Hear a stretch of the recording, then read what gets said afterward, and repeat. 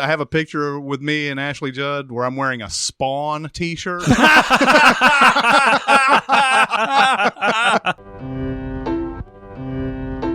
Welcome to SinCast, presented by Cinemasins.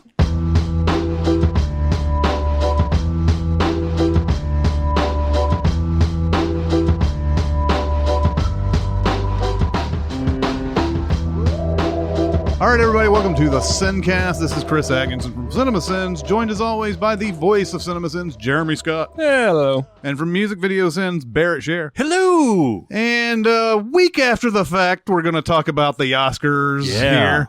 Welcome. And most importantly, congratulations. Hollywood, you look so lovely tonight, but do you feel lovely tonight? My grandma would want me to button up.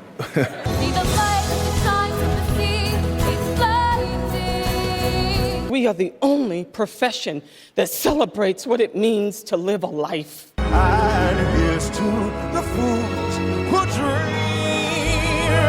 This is a huge confluence of luck and opportunity. There's a mistake. Moonlight, you guys won Best Picture. We weren't quite able to get a mini pod in there. Like that's asking too much. we love you guys, but that's asking too much. Anyway, the Oscars happened, last week, and there was almost no surprise whatsoever until it got to the end of the show, which of course we'll talk about. That was a surprise. That was a surprise. So before we get into that and everything, what did you guys think of this Oscars overall? Jimmy Kimmel and whatever. I thought he did a good job. I think so too. Are we in the minority? I don't know, because when he was finishing up his opening monologue, I tweeted out like I'm pretty sure he just killed. Yeah, and like it seemed like they got a lot of agreement. It's just it's such a thankless job. It's like being president, right? Nobody's ever going to be like, "Oh, you're so great." But Like, nobody ever gets great reviews for doing the Oscars. Right? Nobody does.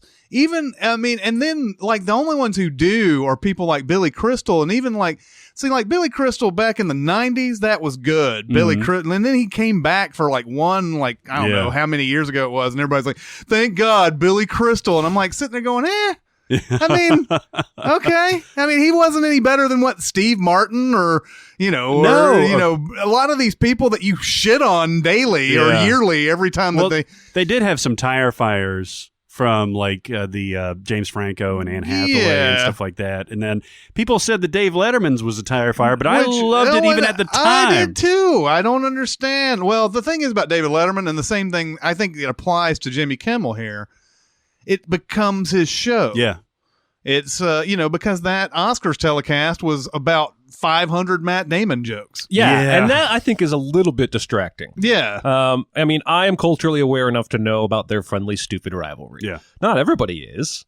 And this is just too much corporate synergy because we're on ABC and Kimmel's got the follow-up special. And so let's make sure we talk about the follow-up special and the show that, you know what I mean? Yeah, It was a little pervasive for me, but I liked how the show opened with a musical number that wasn't the host. Like Billy Crystal always famously did songs about the Best Picture nominees and then would go into a more traditional stand-up type monologue.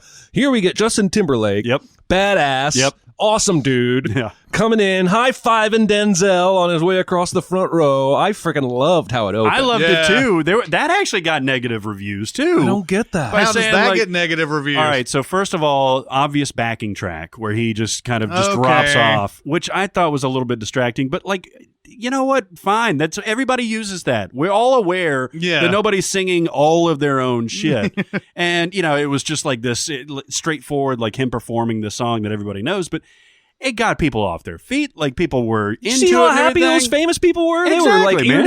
I think everybody fucking loves Justin Timberlake. Yeah. I mean, at least all famous people do. Like, it felt like the first 20 rows were starstruck. Yeah. At least the and famous he was people. having so much fun. Yeah. And I love the dancing, and I'm just completely gay for Justin Timberlake. Yeah. But I loved that they mixed it up. And what's weird is that why did we not get a performance of every nominated song? We got the Moana one, and then we got the La La Land medley. But there was a fifth song, and then the Sting song too. But yeah, there was a fifth one. But he didn't perform it. Yeah, he did. At the Oscars? Yeah. Oh, I missed it. Must have been in the bathroom. It was a blink and you miss it. Like Yeah, it's just I missed him. It's just him sitting on with this weird like guitar stance. It looks like almost a sitar now. Yeah, it's like but, the cover of every album of his, by the way. Yeah, but it wasn't memorable. That song is perfectly fine. But, Okay, so I was wrong then. It wasn't. Boy, terrific. I know you're not a John Legend fan. No. And I've never agreed with you until this performance. Is he better than Rush? Yeah, he's better than Rush. Damn. It's like, I mean, that is the exact wrong vocal type for those songs. Those songs were written for homely singers like Emma Stone, and you know what I mean? I can see the counter argument to that. City of Stars! Yeah. Like, what the fuck? This is a gentle, tender song, and we've got like Mr. Vibrato over here. I know. I mean, if you put anything in his mouth, it'll be fine. And I think I know somebody who does put things in his mouth. Yep. But like, he's got a perfectly fine voice. Rush are amazing musicians. They play their instruments better than 99% of the entire planet. But for whatever reason, it doesn't land for me. It was the same thing with him.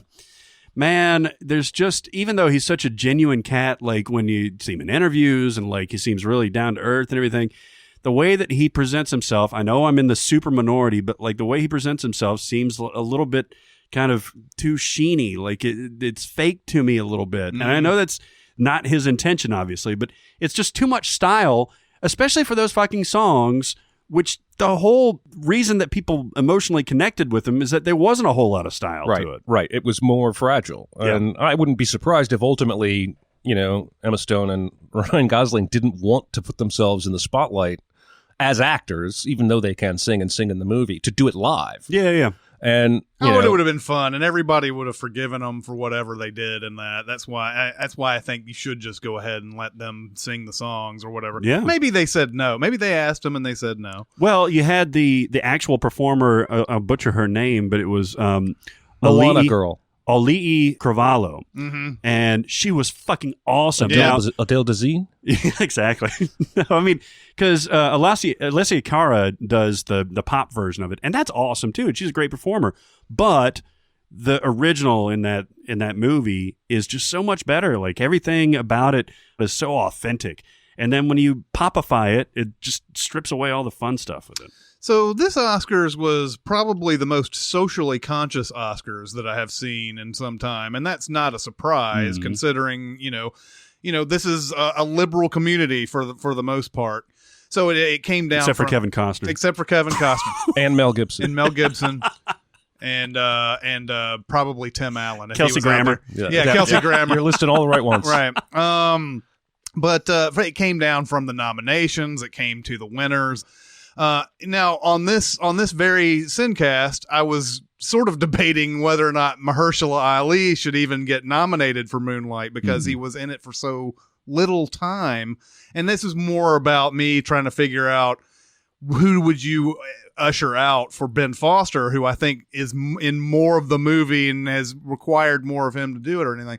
I have no problem with Mahershala Ali winning, by the way. He's great in that movie, but anyway, he won, and you had Viola Davis finally winning, and that was a great thing and everything. The love for Moonlight, I don't quite understand. And you know what? I sound like a dick because this is a movie that honestly has been kind of ignored by Academy and everything for years. So its win is very important. It's something that I feel like should be done. But compared to all these other movies, I like most of the other movies in that category more than Moonlight. And it seemed like it came out of nowhere after, and we'll get to the confusion here in a minute, but after it won, suddenly I saw everybody cropping out of the woodwork saying, man, what a great movie this was. It certainly deserved to win. I'm like, where were you fuckers before? I have barely know anybody else who's seen this movie. And now they make fun of that in the monologue, right? Yeah, now suddenly there's a million, people who are like, yeah, man, I champion this movie everywhere I go. Anyway, the confusion at the end, which is no longer confusion. I think there's one glaring, if we were to sin the ending of this, so Warren Beatty and Faye Dunaway come out and they're presenting Best Picture, and it's this 50 years of Bonnie and Clyde and all that, and so like Warren Beatty opens up the envelope and he's just like, and everybody thinks he's doing the old Bob Barker thing, yeah. Where it's like, he's like doesn't want to say the answer all of a sudden, and you hear Faye Dunaway going, "You're impossible," and also their type of stuff. They gave him the duplicate Best Actress in a Leading Role envelope. Yeah. They make 2 of these. She was holding one backstage, and then they gave him the other one. Yeah. Because apparently they have this situation where, like, on both sides of the backstage or whatever, they have one of each or whatever. Oh. So that if one comes through the other side, they can give them that. But it obviously every internet detective in the world came up and zoomed in on the envelope, and it does say Best Actress in a Leading Role. Yeah. But the thing I'm going to sin on this is an actual sin on the SinCast. Warren Beatty sees that it says Emma Stone, La La Land, and he doesn't turn and say, "This is the wrong envelope." Yeah, right. Instead of that, he goes, "Faye, you read it." And she just like looks down and says, "Just say La La Land, you stupid asshole." And then everybody goes up and like, yeah, that's what we all expected. La La Land was going to win this and everything. And then, I was just sitting there on my phone after it won, the speeches I don't really care about at all. And then suddenly, like, I didn't see all the confusion in the background and all the other type of stuff. And it wasn't until the guy goes, "We lost, by the way." Yeah. That's when I looked up and I was like, "What?" And that's when all this, the guy goes, "Moonlight, you're the guys that won. Yeah. Come up to the stage. No, this is not a joke, and all that." And so, so Moonlight won, and it's dumbfounding to me, like, how that happens. Well, what's funny is that people were drawing parallels in like the 2 different endings of La La Land. Yeah, where like you get the best of both worlds. Did you hear about that theater in England yesterday, or I think it was yesterday, that for a showing of Moonlight started playing La La Land and then stopped it a few minutes in and played the right movie? And there was, of those course, pranksters. There was, of course, all the fake news stuff too, where CNN like immediately announced La La Land won on their website, and then people had the like the screen capture of it. And guess CNN is fake news after all, guys. I will say though, that whole snafu I read today spared us yet another Matt Damon joke to end the show. Yeah, because that's what it was. He was going to close the show and sign off while sitting next to Matt Damon in the audience and making a crack about how everybody won but Damon tonight. Which isn't very funny anyway. Well, it's not funny, and he already made that joke just before the Best Pictures were nominated, like the whole category. But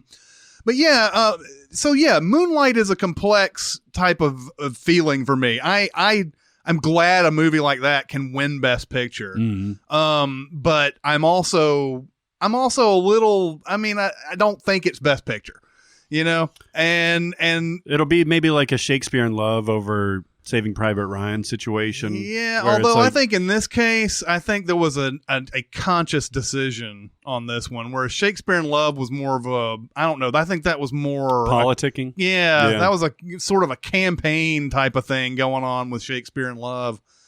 Plus, it had like so many actors in that movie. Whenever you see like a movie that has a lot of actors in it, usually that one wins. That's why Crash beat Brokeback Mountain. Spotlight. Yeah, Spotlight and everything. But this was Moonlight's completely different. Spotlight, Moonlight. I actually predicted Moonlight was going to win about halfway through, and the reason why this is when the Screenplay Awards were announced. It's very rare for a movie to Best Picture to not win screenplay. Mm-hmm. And when La La Land did not come out of that, adapted or original, I think it's original. Mm-hmm. It didn't come out of those categories winning the award, because Manchester by the Sea won the original and Moonlight won adapted.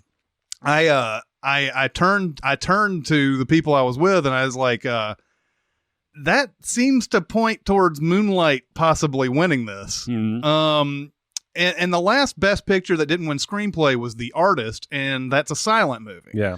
So I was, but then then they gave the director to Damien Chazelle. I was like, okay, so it's really kind of a toss up. Seems like kind of, but don't be shocked if they announce Moonlight. Yeah, and of course all this bullshit happens when La La Land, and I was like, okay, well that's what everybody expected. Let's move on with our lives. But it's very rare when that happens. So it was kind of that was an interesting little precursor to sort of like, okay, there's a lot of movies vying for that best picture at the end. There's a lot, Manchester by the Sea is probably in there, with some people. What about the bits, the vignettes in there? Did you guys like that? Like the him bussing in the tour bus people, which apparently was real, right? Yeah, because one of the guys was like an ex-con, been in jail for like 30 years. Really? Like the guy that Denzel married or whatever was like a recent ex-con. He recently got out of prison. Oh, shit. The thing about these little vignettes and skits and stuff, every year there's a joke about how this show goes way too long. Yeah. And then they'll do these like montages and stuff like that. Like if you take out all the montages and the like, when they announce Best Supporting Actor, they've got the screen up there. Here's all the other people who've won Best Supporting Actor. Let's remember them for a second. It's like, if you could just take those out, you would probably gain 15 to 20 minutes. Yeah, take out the dropping snacks from the ceiling on the crowd. Yeah. 3 times. These people are goddamn millionaires, and there, I guarantee you, is lavish food and alcohol all over that fucking building. If they want a bite to eat, they get a seat filler, and they'll go have a bite to eat. Yeah. You're just, Junior Mints paid you or something. It was really annoying. But yeah, I always think, every year I hear that joke about the show going on so long, and I'm like, yeah, you just added to it with a tired joke. Yeah. You could have saved 20 seconds just by not making the same observation again. Yeah. For the record, I have never been upset about an Oscars telecast going too long. I'm a movie person, so I could watch Oscar stuff just because it just steeps you into that, it steeps you into that movie adulation type of stuff. I could watch it until 2:00 in the morning if I had to. It's just one of those type of things. But if you want to shorten the broadcast, you need to start cutting those things out. Yeah. I remember back in, I think it was the 94 Oscars, which was the David Letterman one. They cut out the actor clips on the Oscar thing. So they were just showing the actors. Oh, yeah. And that was a wrong move. I was like, you took those out, which is something that everybody loves, and you left all the other bullshit in. And it didn't make the Oscars any less of a, it's still a long show and everything like that. Why don't you cut out the bullshit instead of the other stuff that people like? That's a weird thing. Also, can you imagine being nominated for a performance that's real like gut wrenching? Like they had, I think when Casey Affleck won, they had like his heart-wrenching scene in Manchester by the Sea, where like I think it was in the police station scene, and like they're watching this. It's in the middle of this performance. They have to work themselves up to and like really get in that emotional space, and then it's like cuts to them in like an evening gown or like a tuxedo. It's like, hey, all right, thumbs up, baby. That was probably I don't want to get too much into it, but of all the socially conscious things that happened at that show, the awarding of Casey Affleck was not the socially conscious thing to do. Nope. There was a discussion that Denzel Washington might end up winning this, especially since he won the SAG award. That because of Casey Affleck's troubles outside of the movie and everything, that it might end up costing him. But they ended up awarding him anyway. Now, this is another complex thing for me, because I don't think you should say that a performance is not good because of something else that happened in the past. No, by all accounts, at that period, all this stuff is coming up from when he was doing that I'm Not Here thing with Joaquin Phoenix. And from all accounts, regardless of criminal activity, he sounds like an asshole. Yeah. At least at that point of time. Now, it's been another 5 years or whatever it's been since then. Maybe he's grown up. But you can't deny that performance, man. That's what I'm saying. You just can't. It's an all-timer. I mean, I think that's one of those really hard things to discuss it's a tough thing to discuss smartly, because no matter where you go with it, you sound stupid on it. I just want to leave it there. I don't think that someone, I think if you're going to nominate a guy for this and you're going to, go against his peers, you can't say, well, he did this thing 10 years ago that prevents his performance from being one of the best of the year, So that's where I stand on that. Anyway, that was a weird thing because they had awarded all this, very social conscious. Zootopia winning for best animated feature, which I disagree with completely out of the group. What do you think should have won? Either the Red Turtle should have won, or Kubo would have been a good one. Yeah. I think those were better, and more original type of movies. Although, Zootopia is good. I don't want to, crap on it here, but I'm just saying, when you're looking at just stunning animation stories that just wrap you up and stuff, the Red Turtle and Kubo are about as good as it gets. Mm-hmm. I was glad Emma Stone won. Yeah. I thought she was the best thing about that movie. She was. You could probably take Gosling out and put in a Miles Teller or somebody else, and the movie would probably play just as well. I don't think it'd be as easy to replace her in that movie. No. So I was really glad to see her win, and I didn't have any of the math in front of me, but I had this sneaking suspicion La La Land might not win Best Picture. Mm-hmm. Sure won a lot of awards, though. Yeah. Won Won 7. 5. Yeah, 5. Yeah. That's good. Yeah. Yeah, you still big winner. Everybody's a big winner. Yeah. Big hugs, La La Land. Yeah. You did kind of get jobbed with the way it went down. Yes. Because those guys were in the middle of acceptance speeches. Well, as I saw on Twitter later, somebody was like, this is sort of a bad thing for both movies because the Moonlight people don't get the actual announcement that they won.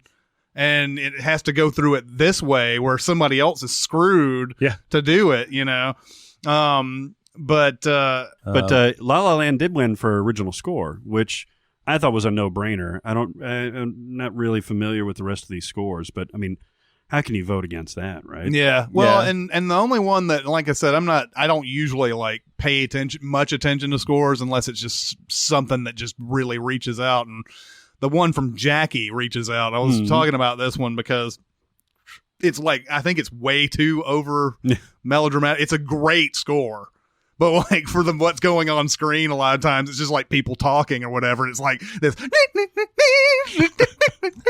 whatever. It's probably nothing like the score at all, but you know what I mean. I know exactly. It's here's a weird departure. On Alice in Chains' Jar of Flies EP, Jesus, from 1995 or whatever it was this acoustic album, right? It was No Excuses and I Stay Away and all that stuff. But then in the middle of it, this quiet, departure for them, Jerry Cantrell comes in with this massive ripping guitar solo with a bunch of distortion and everything. Yeah. He just can't help himself. Right. Yeah. Anyway, he's that's can't we have at least one part where we rock in this album? I don't know what y'all is going to do, but I'm going to rock the fuck out.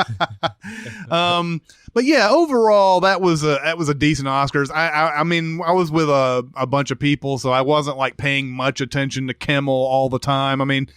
Really, your function as Oscar host is just to come out and keep things going, and that's it. I wish someday, though, they have somebody who really knows the movies. I know that, maybe that doesn't matter. Maybe it wouldn't be a big deal if we did have somebody who really knows them. A lot of these people they hire are they're comedians. Yeah. So I'd like to be able to see somebody who's just really knows his shit, but I don't know if you need that even in that setting. I guess. What about Seth MacFarlane, though? What about him? I didn't mind his. No, I liked Seth MacFarlane, but he was just reviled, wasn't he? Yes, he was. Well, think about the things that Seth MacFarlane did. He did the one where he did the musical thing where I saw your boobs. Yeah. I thought that was it's sort of one of those things where it addresses something that a lot of people are thinking. You know what I mean? Yeah. I thought the same thing about Ashley Judd when she used to come to my theater.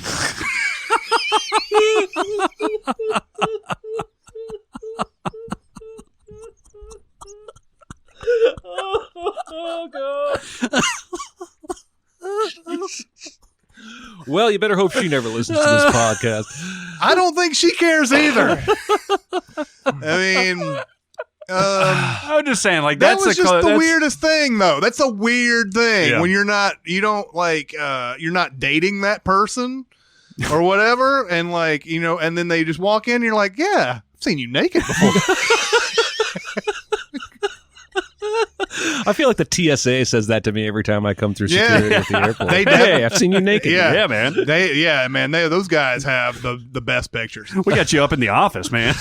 We printed that shit out. You know, there's like dozens of TSA employees with like secret caches of those like, you know, X-ray machine nudes of people. Yeah, they like, clearly this do. chick is hot. Oh, it's the Kardashians. I'm gonna double click save this one. It's kind of like that triple X Vin Diesel thing where he's got the X-ray glasses and they're like, "Ooh, look at that! I can see her skeleton." And you're like, "Doesn't do it for me, but whatever you want." The ultimate X-ray. You got a lot of pepperoni in your bread. You remember that Little Caesars commercial? Yeah, the kid puts on X-ray glasses and there's this hot chick with giant boobs walking down the street, but she's holding pepperoni bread and the kid looks up at her, and of course you think he's looking at her boobs, and he goes, "You've got a lot of pepperoni in your bread." Man, Little Caesars used to have the best commercials. Oh yeah, they were the best. They were great. Awesome. But they had that one with the old lady and with the monkey, and she's like, "You're pushing my buttons, Henry." Well, one thing that, by the way, I'm going to go back to Ashley Judd for a second. Will she take you back? Oh man, that'd be great. No, you know, when we're talking about like, you know, oh well, what if she listened to this or whatever, you know, that type of thing, with stuff that we don't really need to worry about. But I remember them openly talking about that stuff though. Like I remember when it was her, Winona, and Naomi Judd were all at the theater once, and because I had sort of developed this kind of weird rapport with them when they came in or whatever, like because she'd signed my Kiss the Girls poster and all sorts of stuff. I remember Winona, her sister, talking about nude scenes, talking about like, it's like, you know what, it's fine if somebody else wants to do that, just not my sister. He just randomly threw that out there. I'm like, yeah, I don't know. I mean, yeah. I like that you have some sort of relationship with the Judds. Yeah, I mean, they probably don't even remember me at this point. I was like, what was that? That was good. That was like 19 years ago. When all that happened, 19 and 20 years ago, back when the Judds were a thing. The picture that I have a picture with me and Ashley Judd where I'm wearing a Spawn t-shirt. They only probably made 20 Spawn t-shirts. Right? That's probably a rare item. Well, it was from working at the theater and the movie Spawn was coming out. Right. No, I'm still joking that movie was expected to do so little. Only 20 theaters got t-shirts. Right. Yeah. And but yeah, like that day, because they went and saw Air Force One, and I was like, ooh, idea. Kiss the Girls just came in the poster or whatever, but yeah, they took a picture, and every time I look back at that picture, first I look at it and I go, man, was I young? Yeah. Number 2, man, was I thin? And then number 3, I was wearing a Spawn shirt. And number 4, oh, there's Ashley Judd. Yeah, Ashley Judd looking gorgeous. I was like, it's a completely like it's incongruous. You know, like looking at me standing next to Ashley Judd in this beautiful pink dress. Nice. I thought you said you were wearing a Spawn t-shirt. Well, that might be a slip up in my story. Yeah, sorry. Today we're going to finish up the North bracket of our March Madness thing that we have created. Let the games begin! Do you believe in miracles? Yes! In one shining moment, it's all on the line. Battle Royale! The crowd is just on its feet here. He's a Cinderella boy. You're excited? Feel these nipples! If you're still with us by now. You know, fucking sideways. Can you imagine people just angrily taking their earbuds out and throwing them across the room? What's crazy is that one won't do it, because as great as LA Confidential is and as much as it should have won, it's still pretty lesser known, I think. Yeah. Like, I think a lot of average film fans aren't that aware with it or familiar with it. That's true. What's interesting though here is I am actually, even though I really feel like LA Confidential deserved to go on, I do like that we haven't, like I said this in the last one, I'm glad we didn't go all chalk on it, because it shows the unpredictability of a small sample size. Yeah. Here we are, we have 3 people voting on one thing.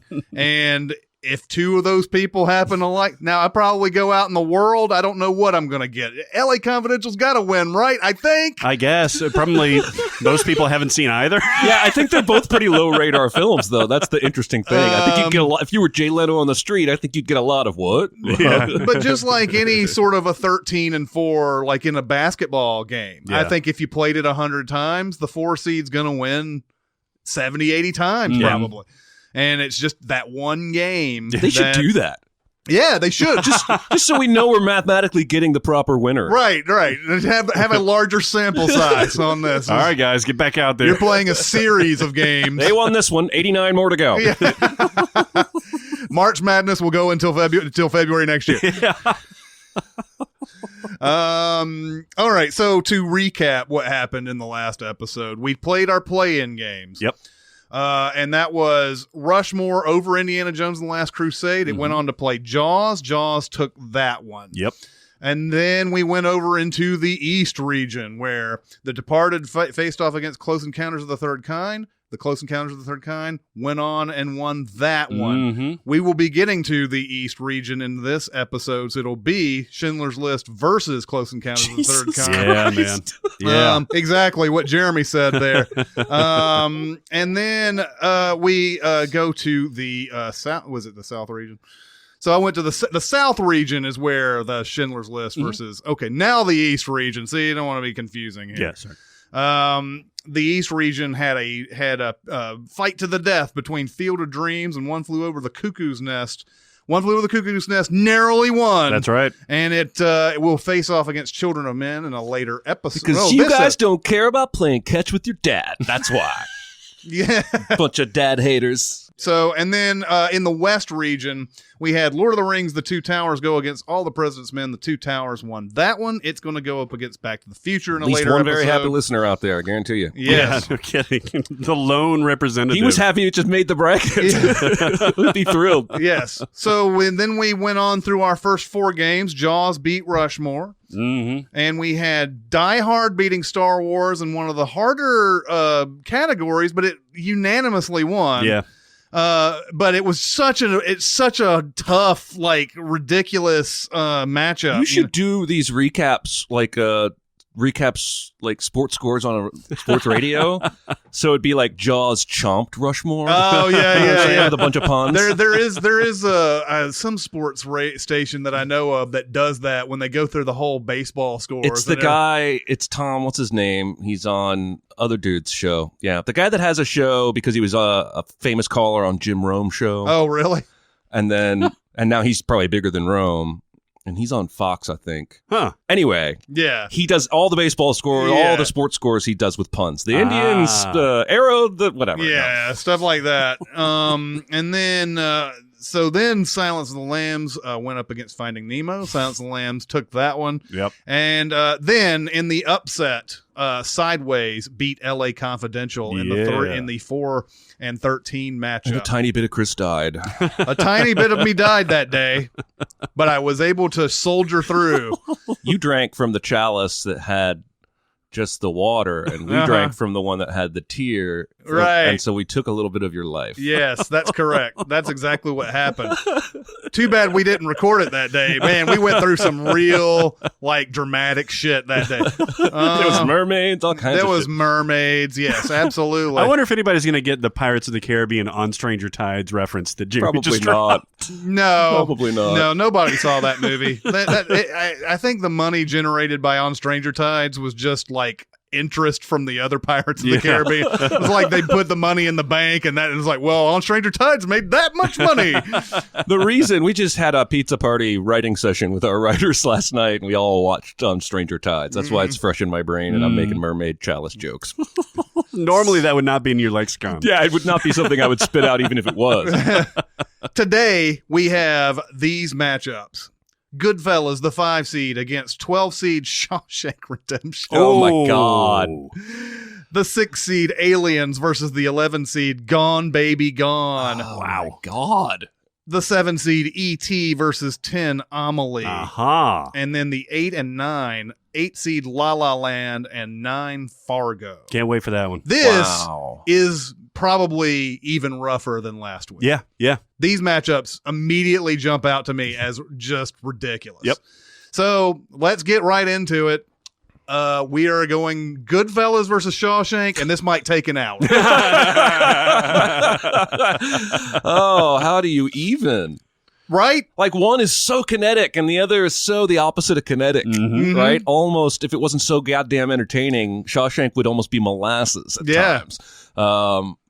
And so that's sort of the point of this whole bracket, though, right? Yep. But God, I already want to just run out of the room and let you guys decide it. I don't want to pick sides here. Yeah.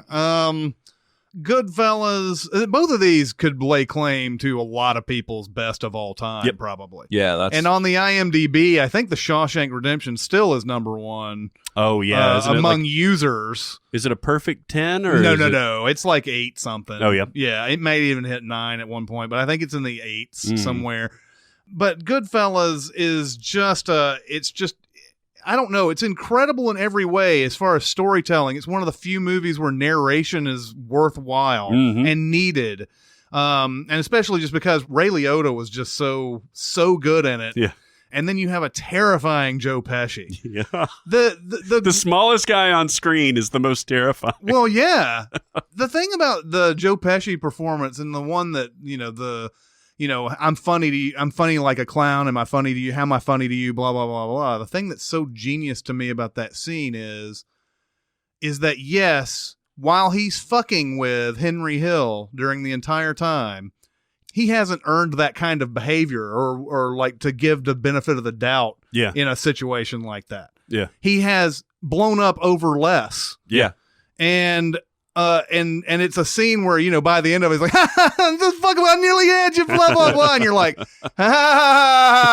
yeah. It's like he didn't even know until the very end whether he was going to get violent or not. I would actually wager to say that's probably the truth. Like he's kind of just stewing it over. He's Should sort I kill of this fucker? teetering on that edge. Going, well, I might kill him by the end of this. I'm not sure. Yeah. And then by the end of it, it's like, I'm just messing with you. He's a loaded gun. Like, metaphorically speaking, like anytime he's on screen, something terrifying could happen. He's like Anton Chigurh in No Country for Old Men. Like, you don't know if he's going to let this guy slide or if it's going to end up like a spider situation where he just blows him away. Right, yeah. And it makes the movie just 10 times more enthralling every time he's on there because they're the Goodfellas. Like, they're, all band of brothers and everything. And it's this deep familial tie, and they go to his mom's place for dinner halfway through this crazy, escapade. And you see this human side of him, but the rest of the time he's just a live wire.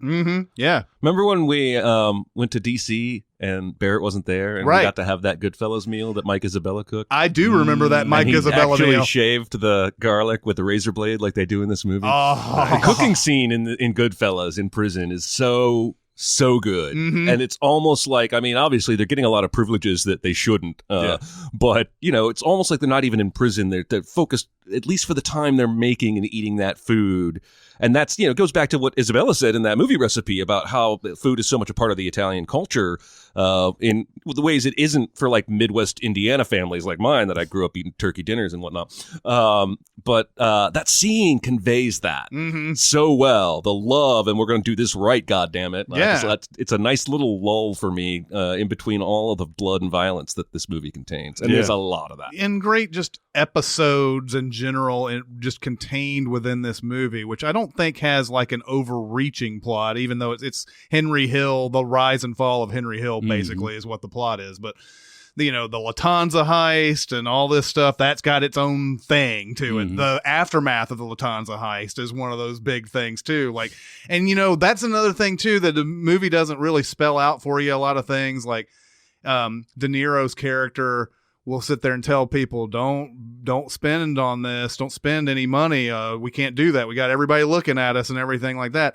And I think in the back of his mind, he knows they're going to do that. And it's a way for him to steal more money. Yeah. And it's just one of those type of things. Oh, well, they fucked up. They bought the fur coat and they bought the car and all that other stuff. It's like, he was just looking for ways to make more money, It's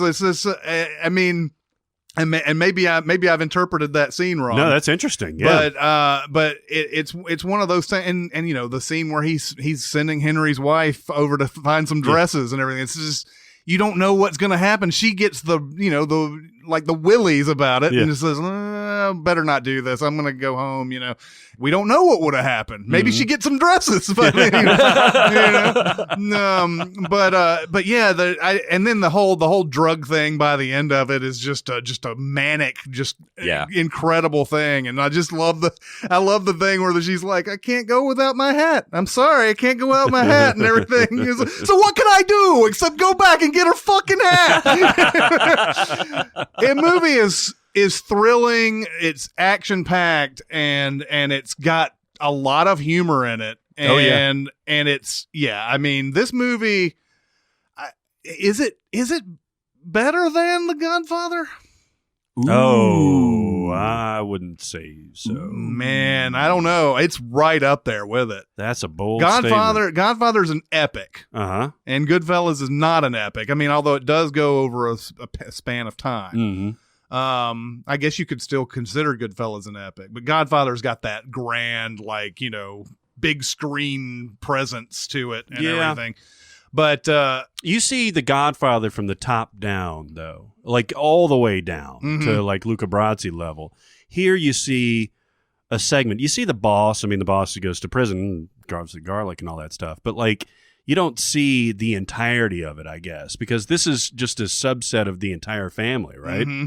So I don't know. The Godfather to me just has a reach, and it has that bond between the characters that it seems like in Goodfellas, just everybody's an inch away from double crossing each other, and they are. Mm-hmm. And like with that scene with Lorraine Bracco, where he's sending her off for the dresses, that I don't think you get in The Godfather. The Godfather, you feel like those Sonny and Tom and Fredo and Michael are all going to be inextricably tied together, But now it's an interesting question, though. It's also, we got another movie in our bracket that The Simpsons had parodied here with Goodfellas. Yeah. When Bart goes to work for the mob at the bar. Yeah. And he comes into the kitchen at home one day and says, "Give me 3 fingers of milk, Mom." Great episode of The Simpsons, by the way. All right, so then another one. This is a huge heavy hitter. Shawshank Redemption, which both of these movies really underperformed at the box office. Yep. They got their real audience afterwards.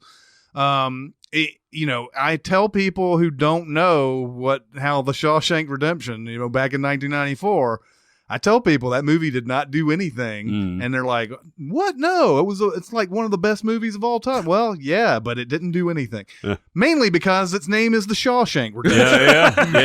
Yeah, and not, I don't know, Hope Floats. Yeah, right. Which did buffo box office, of course. Well, this is another movie that knows how to use narration right. Mm-hmm. Because, I think on the surface you could say Morgan Freeman is just dishing exposition, but I really don't feel it. I feel like he's a storyteller. Yeah. And we're getting visuals and dialogue that accentuate the story, but this is the kind of narration a storyteller around a campfire would use. And you can tell that's a really good point. It's the narration in itself is not bad, even though we always send it in these movies. But most of the narration that we send is that kind of, let me tell you how everything's been going so far. Yeah. Blah, blah, blah, blah, blah, blah, blah, blah. It's not that same kind of storytelling that we talk about in the Shawshank Redemption. And so I think both of them, it's a really good point. I mean, when you have somebody who's actually sitting there and telling the story instead of, sort of exposition the whole time, it's great. Yeah. And there are huge stretches. This movie spans 40 years, 30 years? Something like that. There are huge stretches where we need that storytelling to bridge the gap because we're not seeing every day. Mm-hmm. I fucking love this movie. Yeah, absolutely. I had an idea the other day, and I realized somebody's probably already done this, but I thought, wouldn't it be fun if we ever send this movie to do an outtake when he plays the opera singers of some really dissonant song, I don't know, some cuss-filled rap or whatever, and then all the prisoners are staring up in wonder at the speakers. Somebody's probably already done that. Suicidal tendencies or something. So many great emotional peaks and valleys in this movie. Yes. And I think that's what makes it great. Is there are lows, like the whole Brooks thing.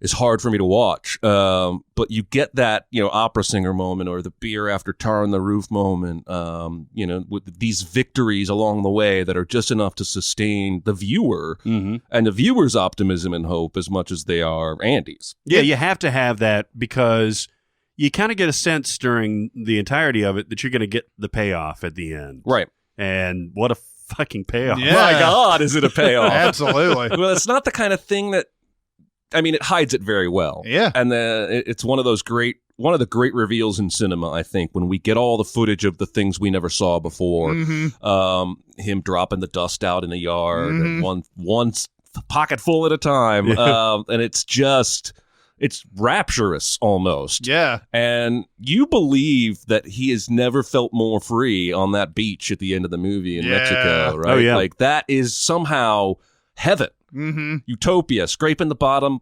barnacles off of some piece of shit boat. Right. Because after the 30 years he just went through, it would be heaven. Yeah, it would be, yeah. Do you think that Frank Darabont is an underrated director? Absolutely. Yes, because Right? Because he was I still have a bug up my ass about the whole Walking Dead thing and the way they sort of tried to force him to save money and set season 2 all on this goddamn farm, and he basically ended up being ousted because I think what's missing from that show for me, and I gave up on it 3 or 4 seasons ago, he could have fixed. Yeah. I think. I agree. And he has such a great handle on Stephen King and his work that it meshes really well with the Walking Dead world and the themes of that show. So I'm still upset about that. I think he's fairly underrated. What's he got that we're not remembering? Well, not much, actually. Green Mile. Because the Green Mile's one, and then and this is divisive among a lot of people, The Mist, which I love. I like that movie a lot. Yeah. I love The Mist. A lot of people do not like that ending because it's that type of ending. Yeah. And I love it because it's that type of ending. And then he's going to be he's the director of Gambit that's coming up. Oh, really? Yeah. The Channing Tatum? Right, I guess. Is that Gambit? Well, that's a Marvel X-Men superhero, but it could also be like a heist movie it's called Gambit. No, it's the Channing Tatum one. Oh. Yeah. Oh, that's interesting. Intriguing. Yeah. Yeah. So, I just don't. He doesn't get. I guess it's because volume based, but the ones that he has done are really triples to home runs. Well, yeah, and he's in like I said, he hasn't done many movies overall. I mean, the other one, and I still to this day haven't seen this one, but he did The Majestic as well. Oh, and really, the Jim Carrey thing? Wow, it's kind of like the Truman Show light. Oh yeah, but it got enjoyable things about it because he lost his memory, he comes back to this town. And tries to fix up the old movie theater. Yeah. And there's a lingering question the whole movie as to whether or not he's actually this town's forgotten son who went off to war. Pretty interesting, I thought. I mean, so we've named all of his movies. Yeah, so to say that it's tough to say he's underrated, but I do think that he's a guy who probably should have more work under his resume, and maybe there's something that we don't know. Either he's hard to deal with, or he was connected to Crystal Skull. He wrote the screenplay that everybody liked until George Lucas Lucas came out. Yeah. Wonderful. I'd like to see that movie. Yeah, I do too. Somewhere there's a parallel universe like the Star Trek Temporal Distortions, where all of these movies that weren't get made, like Superman Lives, Frank Darabont's Indiana Jones movie. But yeah, The Shawshank Redemption has got a lot of just sheer incredible drama. We had seen prison movies before, but they were always about either the whole thing was about escaping the prison, or it was really brutal type stuff, like everything involves like getting beat up and all like the show Oz. Yeah, exactly. I mean, this one has its share of all the bad stuff that happens in prison, but it's not like the only thing about it. Right. It's funny, the other day this was on, of course TNT I think plays this like a Christmas story, almost like they play it like over and over, and it would just happen to be on the other day. I was watching that opera scene and everything, and it's a great scene. I mean, I think under like less skilled hands, that would have been a real sappy ass scene, It somehow. I mean, the whole thing kind of reminds me of Cool Hand Luke, of like the little triumphs and everything, of like, Luke and the guys getting a treat or something like that, or finishing really quickly so they could take the rest of the day off. But it's got a different payoff than Cool Hand Luke. But that's the only prison drama that I could compare this to that came up until this point. Yeah. And but we have we have a lot of like great little side actors and characters, and then William Sadler's great in this. Yeah, he's awesome. James Whitmore, who plays Brooks, is great in this. And there's a couple of others, like Clancy Brown plays that just terrifying guard. Hadley, I think is his name. Yeah. And then you have guy who plays the warden is what is Mr. McPricky Pants. He's in a lot of movies though. That's the thing. He's in a ton. Oh, it's a 9.3 on the IMDb. Holy shit. Wow. Bob Gooten is the guy who plays the he's great in this movie. Yeah, he's absolutely great. And you have like Gil Bellows, who would later be on Ally McBeal. Ally McBeal. Yeah. Just a lot of it fills it up with all these. If it was just Red and Andy all the way through it, it would be a good movie. Right. But with those guys, it's a great movie, especially because Brooks has that big moment at the end. I had never heard of the idea of institutionalized before this movie. Right. And it was when I was like 20 years in the movie theaters that I started thinking, oh, I see what they mean by that. Yeah. Even though it wasn't prison, it's the same sort of deal. You're like, you even see Morgan Freeman go through it. You see him, even teetering on the edge of maybe I should just, take the way out that Brooks did. Yeah. He almost doesn't even fucking go to that tree because he's been so institutionalized. How's he supposed to function in this? He's asking to go to the bathroom. And the grocery store manager's like, just go take a piss. Yeah. What anchors this movie for me, I think, is Andy and the performance of Tim Robbins. Yep. Because he's so relatable on so many different levels. He's an everyman here. Everybody's been cheated on. Everybody's been wrongfully accused of something. Everybody has a weird hobby that people don't understand. There's so many facets of his personality that make him relatable and accessible to a general audience, so that you actually feel like you're going on this journey with him. And that's why the ending is so, what I said, rapturous. And he's so even-tempered throughout the whole thing. He's got this way of talking out the side of his mouth. It's just very, okay. Like he can see 3 steps ahead of everybody else, even, from day to day. That scene near the end, before his escape, when Morgan Freeman is getting suicide vibes from him, where he's just kind of squatting and leaning against the wall and staring off into the world and talking about all this death stuff. God, it's so good. He makes you feel the despair that a guy in his situation would feel. He's basically given up. You believe he's going to kill himself. Yep. And just all the other stuff that's in this, the tarring the roof scene where he he tells Hadley he's like, do you trust your wife? Which, of course, if we send this movie... yeah, that's a stupid way to have that discussion. Really dumb, bugging thing to do. But getting all that and then being able to get beer for everybody by the end of it. And that, that look on his face where he's not even drinking beer. Everybody else is having the beer. The whole thing with the taxes and everything, like him doing everybody's taxes, is just a fun thing. Yep. How can you make taxes fun? And they made that fun in this movie. All the stuff that he does to get books in a library built and everything like that. Like when he finally gets it, the note comes in and it says, "We consider this matter closed. Please stop logging letters."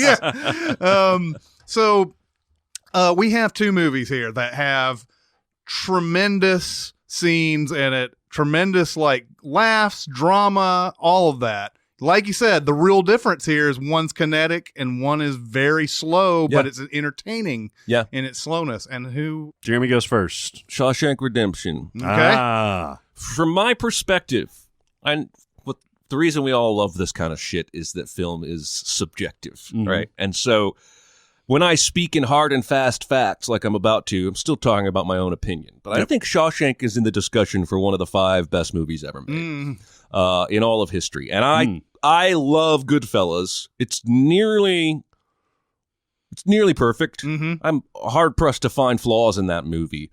But it probably would be more like a movie I would consider for my top 20 or top 25. Shawshank is the kind of movie that makes me think deep thoughts and feel big feelings days after I've seen it. That is applicable to my life and my thoughts on a regular basis when I'm flipping past and see. It's much like Sideways, it has bored into my soul. It's a deeper meaning movie. It's trying to say more than Goodfellas is. Goodfellas, it's going to sound like I'm insulting this movie, and I'm not, but it's basically saying, here are these terrible gangsters and some shit they did. Shawshank wants you to feel the whole scope of emotions up and down, and it succeeds. I know I'm like the only guy that voted for Shawshank when we did the years debate, so I may be on an island here, but I can't go any other way. It's weird. Is Goodfellas Martin Scorsese's magnum opus? Yeah, definitely. This is the peak because right? of all the movies he's done. And you put Taxi Driver and Raging Bull and Gangs of New York and all that, and Wolf of Wall Street and all these type of movies together. Goodfellas is always. It rises to the top. Even we talked about Departed last. Taxi Driver is a movie like it doesn't quite soar to what Goodfellas does, but it is so amazing in what it does. And Raging Bull's the same way. Raging Bull is where you really start seeing that Goodfellas type stuff coming out, though. Yeah, it's almost like Goodfellas is the moment that he put it all together. Yeah. When I think he had the Wise Guy book for years. Like he wanted to do this a long time. And in the middle of all this, he did The Color of Money, and he did all these I think he did The King of Comedy, and then it was I think it was during Color of Money he got the Wise Guy book. Oh. And The Color of Money was 86. Oh, okay. So it was 4 years later. That's when Goodfellas came. And of course, he did Last Temptation of Christ in between all that, which I think is another long gestating movie. But since the birth of Jesus. Yeah, that's correct. But yes, I think so. Yeah, I mean, it really is great. It really is. With Goodfellas, that does stick with me just because it's so violent and it's so visceral. Yeah. We had seen certainly violent gangster movies before this and everything, but it certainly went further than The Godfather went and those things. I hate to take the choice away from you, Chris, but I'm going to vote Shawshank too. It is a beautiful, masterful movie. Goodfellas is too. This is a very hard decision, but you could tell the way that we were effusing about the beauty of this movie that it's just gorgeous. I love it. I got to vote for it. I don't know whether to be glad that you already took the choice from me, or be pissed off that you took the choice from me.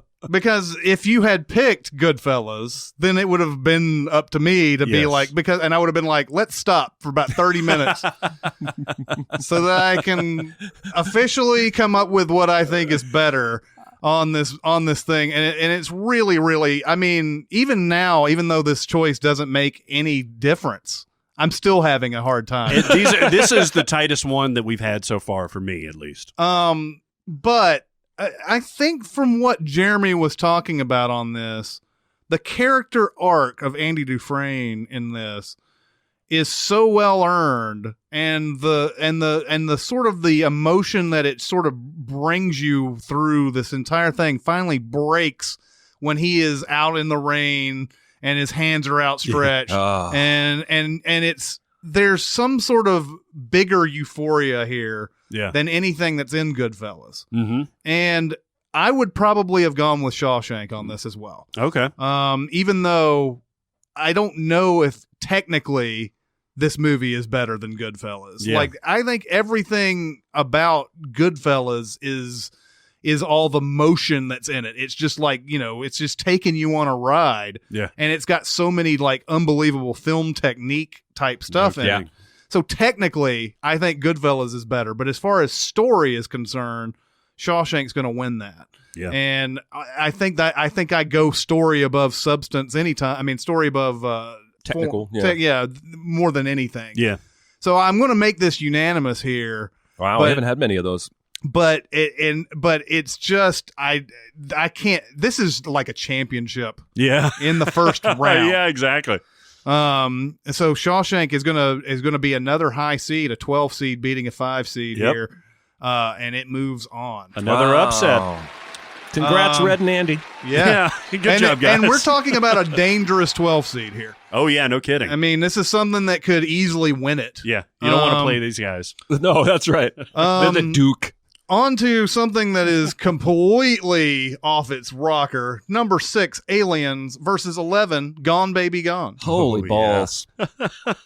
Holy balls. Aren't we talking almost the same type of thing here? One's kinetic, and the other one's... boy, is it kinetic. Yes. There's a lot of bullets in Aliens. Yes. Let's talk Aliens first, I guess. I actually I saw Aliens before I ever saw Alien. I did too.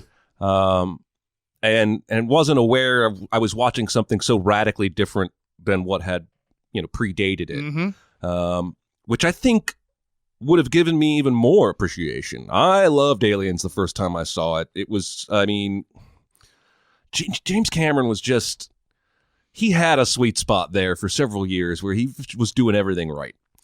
For me as a viewer, he's gone way off the rails these days. But back in this era, Terminator, Terminator 2. I mean, I'm all in. Yeah, Aliens is.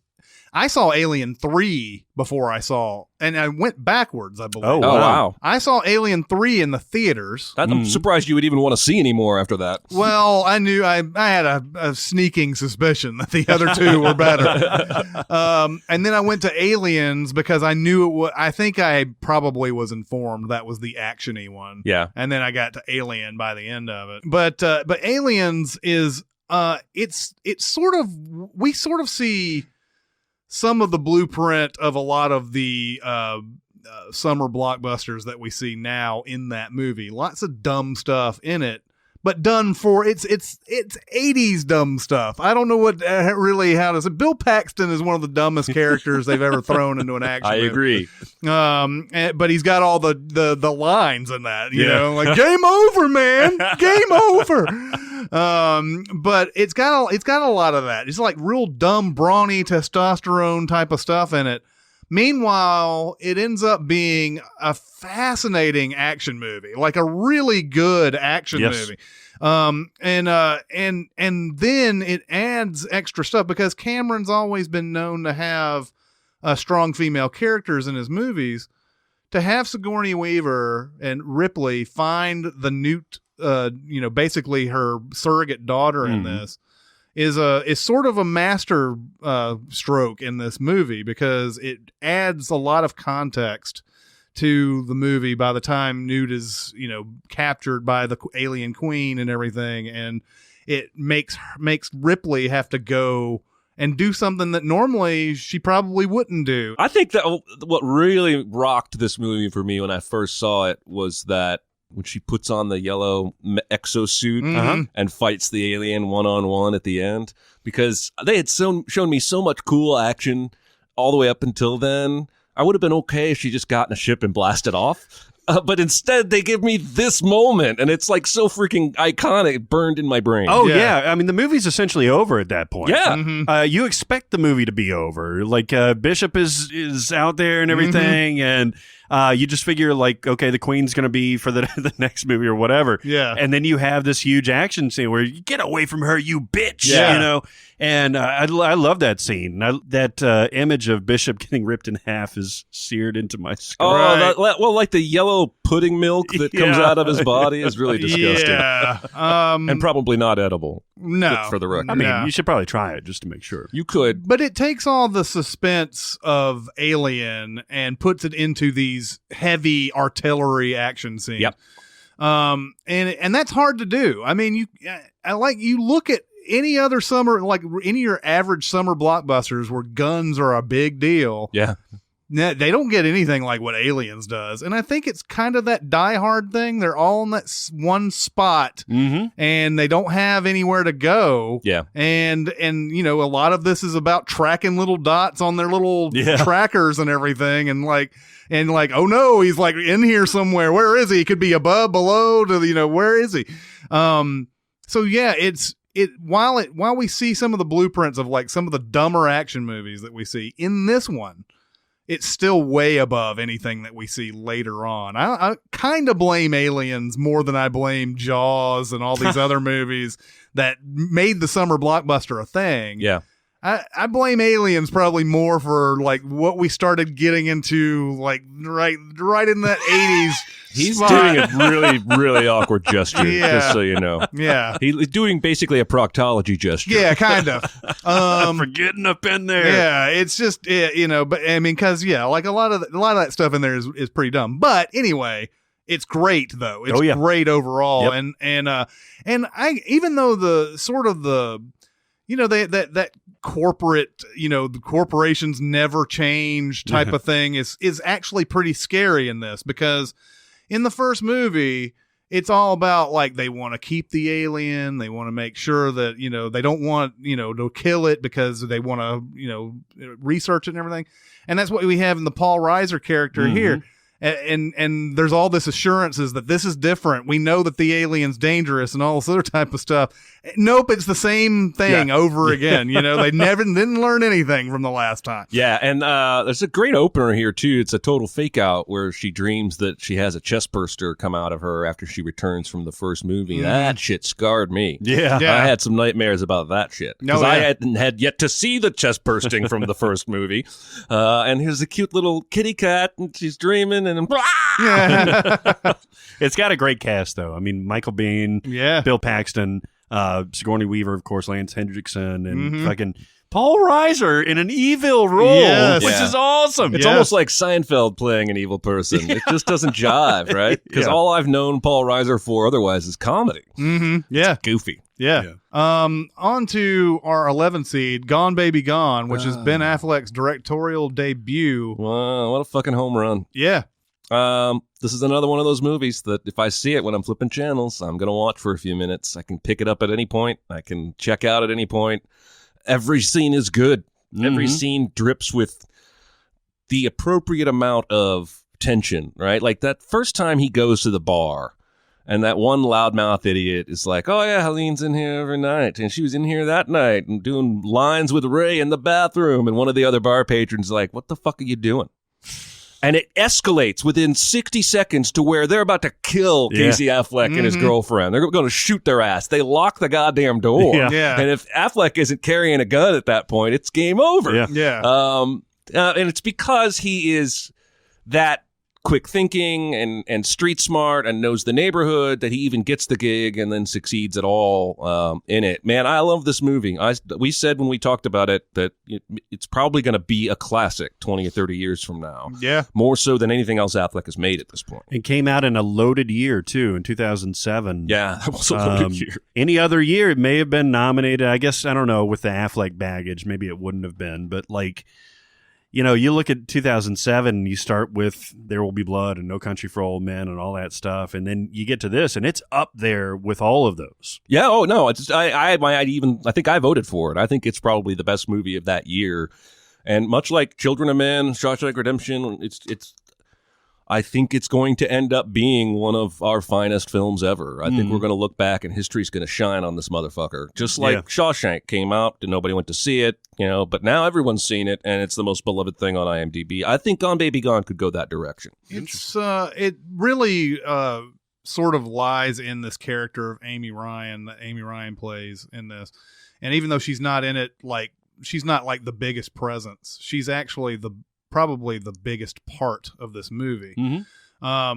She's an awful human being. She's terrible. Yeah, she is. She's one of the worst human beings that you can ever put on a movie. And like, meanwhile, we have Casey Affleck and Michelle Monaghan. They're basically looking for her kid, and there's a sort of a decision here that has to be made by the end of the movie. That is one of those like you're screwed no matter what you decide. Yeah, and this is a movie about moral ambiguity. Yeah, and Amy Ryan's character is the one thing that everybody can agree on. She's a terrible person, right? Yeah, even the people that think Casey does the right thing, and I'm among them. She's still just loathsome. She's just awful. Right? No concern for her child. If she had been a half decent mother, then none of this would have happened. Yep. And God, this movie just breaks your heart because if you side like I do and feel like Affleck's done the right thing, you still know deep down that kid's going to have a shitty life. And maybe the laws should be different. I don't know, but I'm just a too legal guy. I'm just like, well, that's like Casey says to Morgan Freeman, Helene's her mother. Like she belongs with her mother, even though her mother's basically Satan. That's the reason why the decision's in any way difficult. If she was anyway in a decent mom, then this is a no-brainer, easy decision. And I think I struggle when I think about this movie all the time, whether or not, because I think Affleck does the right thing too, but also given the situation and everything, who knows how I would act? Yeah, I might actually be Michelle Monaghan's side in this one.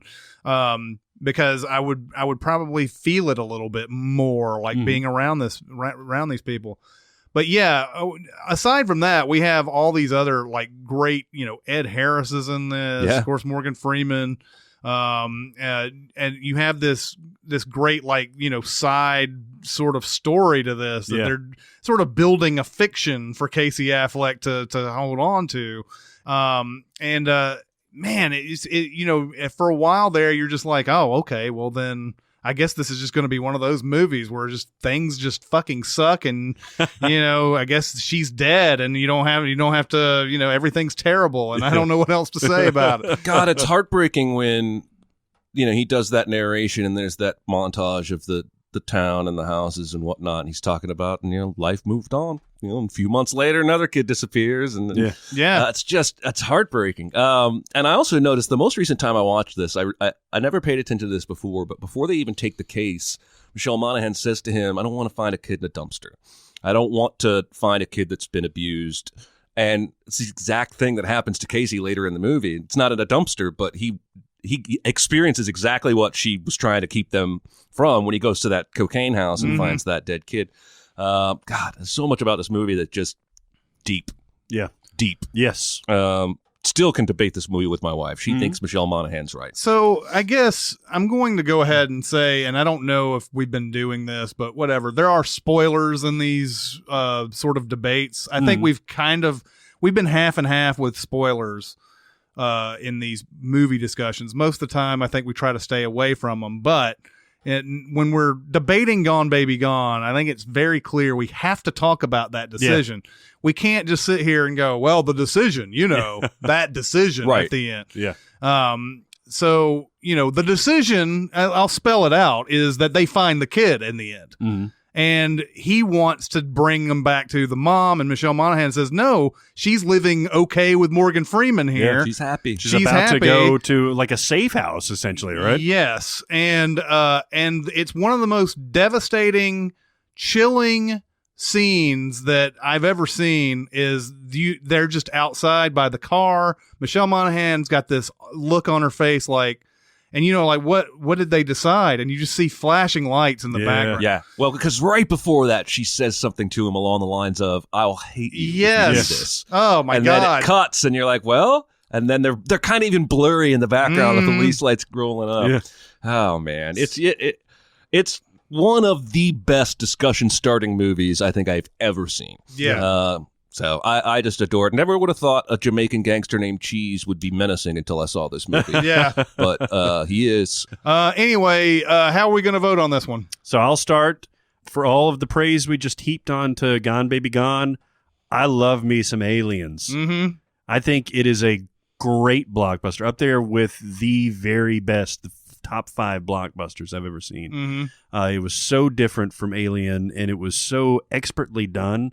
All the characters that matter are fleshed out. I mean, Ripley continues her arc from before and adding that surrogate child in there really helps ground her, because otherwise she's just off in this mental fog. She just wants to survive. And, yeah, so I love it. That's going to be my pick. I think Aliens is a great movie. I love Gone Baby Gone, but Aliens is awesome. I think this is probably going to decide it in a way, because I'm going to go Gone Baby Gone here. All right. And we all know where Jeremy's going to go with this. Again, should I play more poker face with this shit? Am I tipping my hand too hard much? on the sleeve, baby? Again, this is another ridiculous sort of matchup, because we would never compare these two movies. Yep. And I do love me some Aliens, probably as much as you do. Yeah.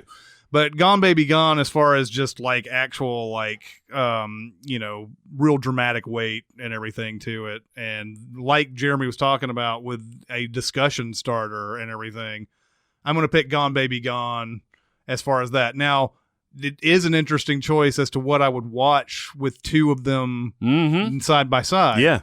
It would really depend on mood. Right. And I think most of the time you might pick Aliens in this situation. But as far as I want to see a really great movie that makes me think and all this other type of stuff, it's going to be Gone Baby Gone. Yeah.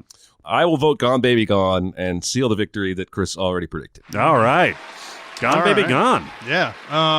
Another upset. Yeah. We're on a roll here. We're on a roll with the upsets. Fuck the top seeds. That's right. We are axing them like March Madness normally does.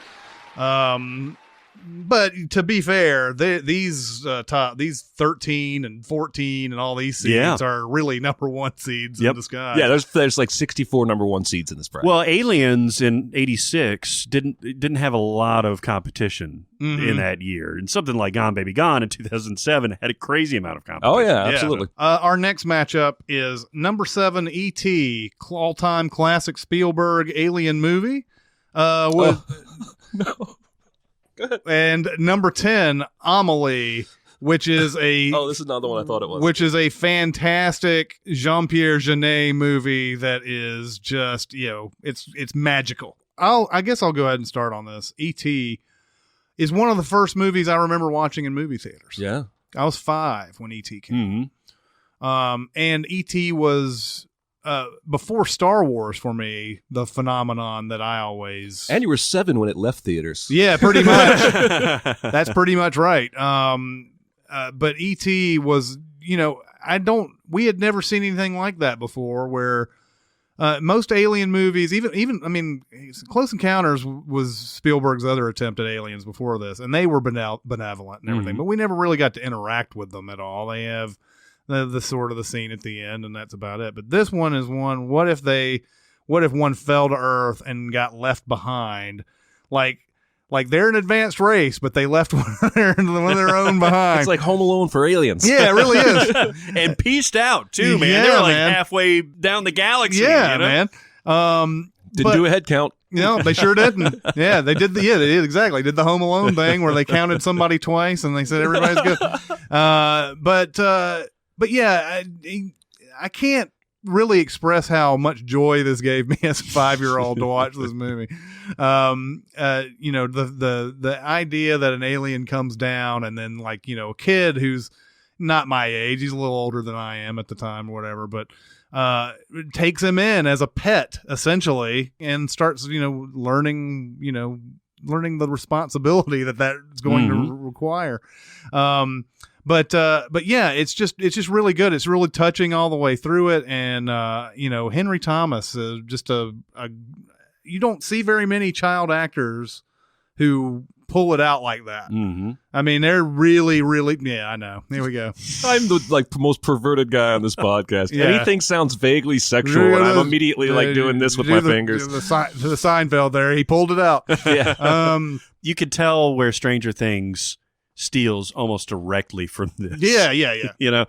Taking in an unknown entity and then forging a relationship with it and using that to kind of go on this adventure. It was really taken out of the pages of it. But E.T., man, what's cool is seeing kids be capable. Like we were talking about Moonrise Kingdom, where the kid basically goes on his own way and everything. Obviously much later than E.T., but a 10-year-old being able to, keep this from his mom, to be able to interact with him, to be able to learn things from him, to be able to figure out, we need to get you home and build all this stuff and all that stuff. And man, who would have predicted you'd fall in love with an ugly alien like this? Yeah.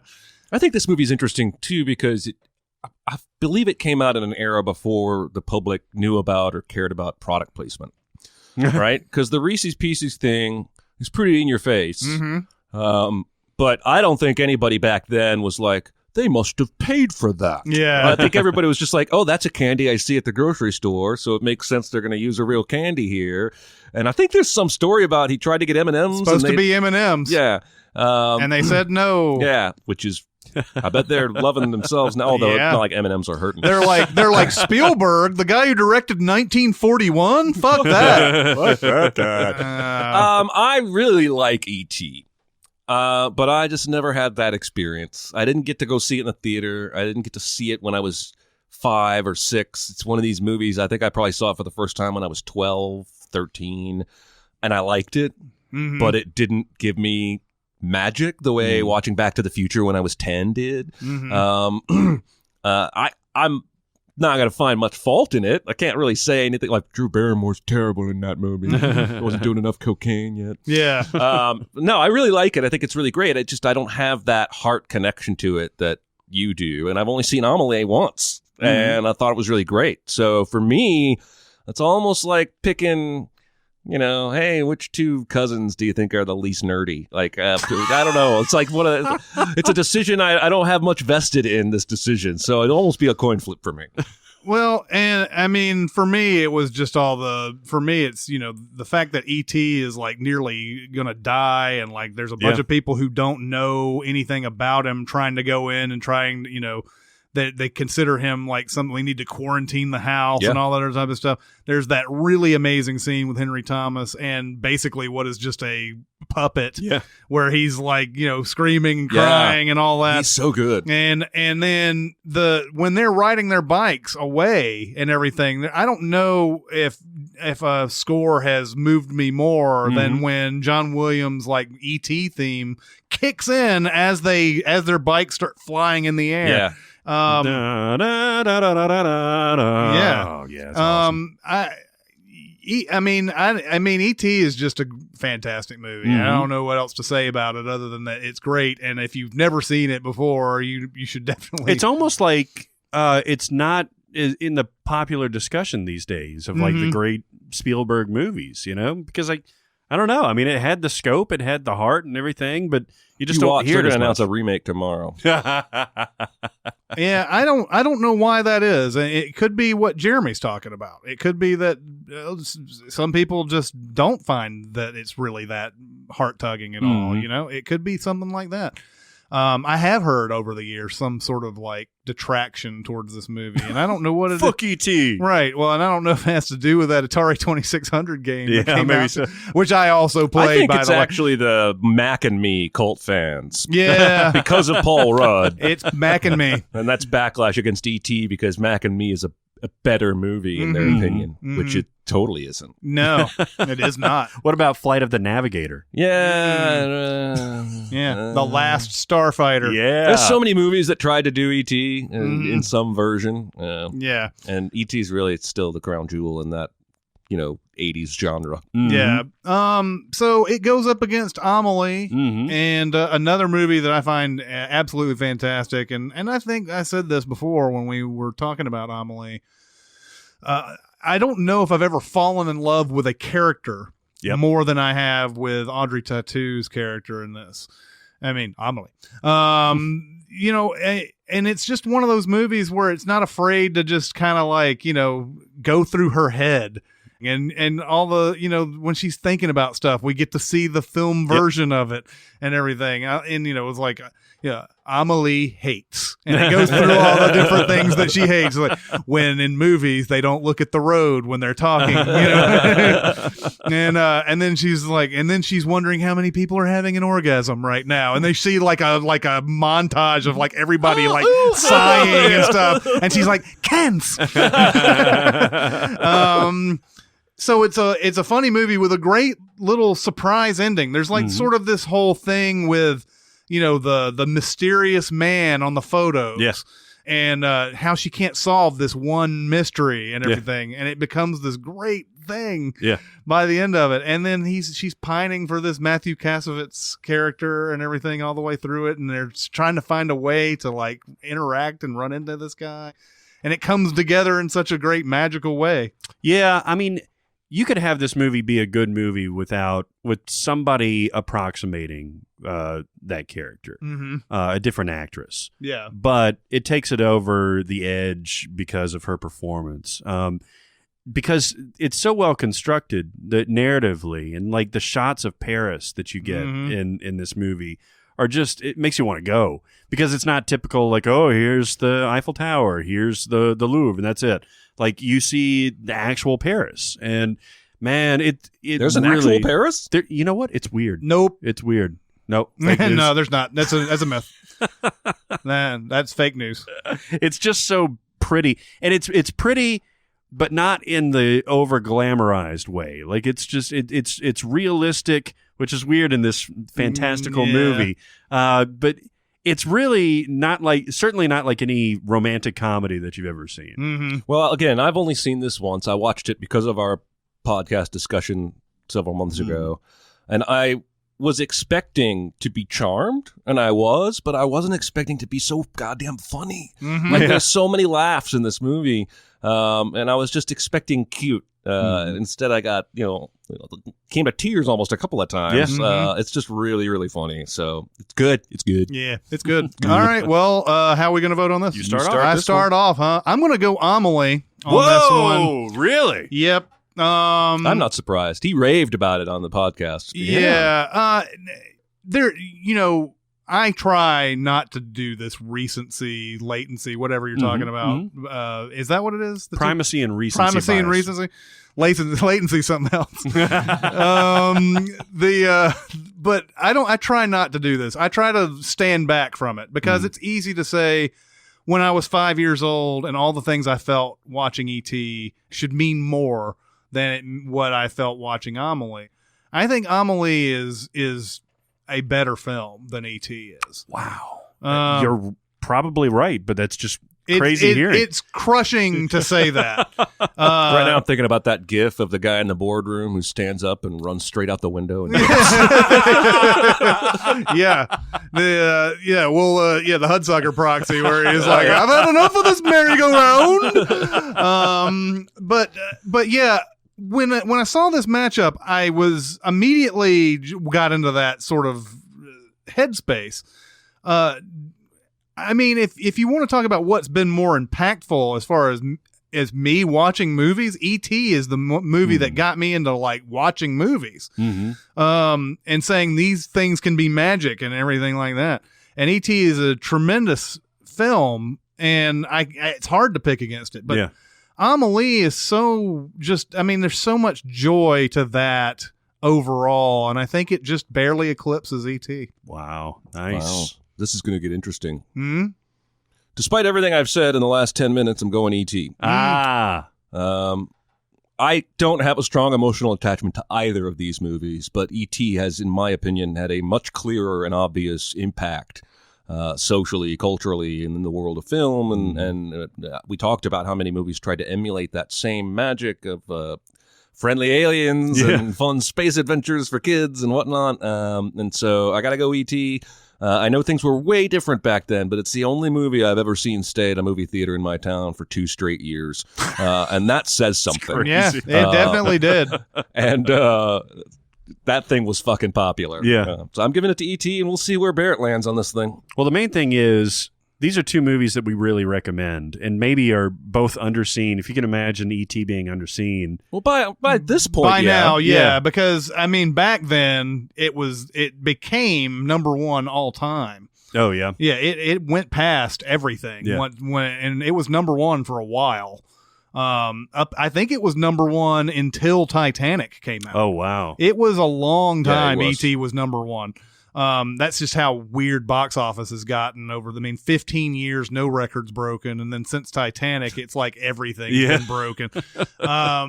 So yeah, I mean, anybody over 30 is probably going to be like, E.T. was really impactful and all that, but people under 30 may not have that same type of deal. You see, it feels like younger people haven't really been exposed to it, and it's a lot of fun. It's a great movie. Well, every generation has their E.T. or whatever their big movies can be magic kind of movie is, and everybody that came after us just has a different movie like that. Yeah, I mean the this generation has the Maze Runner is their E.T., right? Oh, yeah. I'm pretty sure Absolutely. you're right about nothing.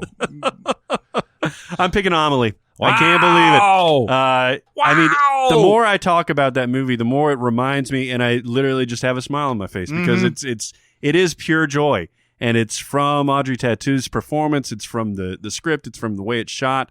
I love it, man. That's moving on. I am so surprised. I mean, I wasn't surprised he voted it, but I'm just surprised E.T. lost in the first round. Well, and there are going to be riots in the comments about this. I mean, I don't know. I mean, this is impossible to. I mean, it's impossible to really you can't please anybody in this type of situation. This is more about this is more about what you're thinking at the time. These two movies are go. What do you want to watch? Yeah. And I mean, I could probably sit here. I could watch E.T. and Amelie back to back, and then come back in here and go, I don't know. Yeah, I still don't know. Yeah. And so basically, we're gunned to our head in this type of thing, and I'm saying that even though E.T. is tremendously influential to my life, I can't go the vote that way. Yeah. I have to sit there and weigh them on their merits, and I have to say that even though Amelie is the way less seen movie, it's better than E.T. Well, and it's not fair to E.T. to say this, but some aspects of it don't hold up super well. I mean, it is dated like any... It's maybe the most dated 80s movie in terms of clothes and cars, and the effects aren't exactly going to blow anyone's mind at this point in time. And again, that's not super fair because it was a juggernaut and it deserved to be. And it's the reason Spielberg is Spielberg. Close Encounters was good. Yeah. People liked it. I think it might have even been a hit. But E.T. is the reason Spielberg became Spielberg. But also Close Encounters holds up. Yeah. I mean, it's not completely state-of-the-art effects. Right. But, it doesn't take you out of the movie. And at times I could see E.T. that may do that. Yeah.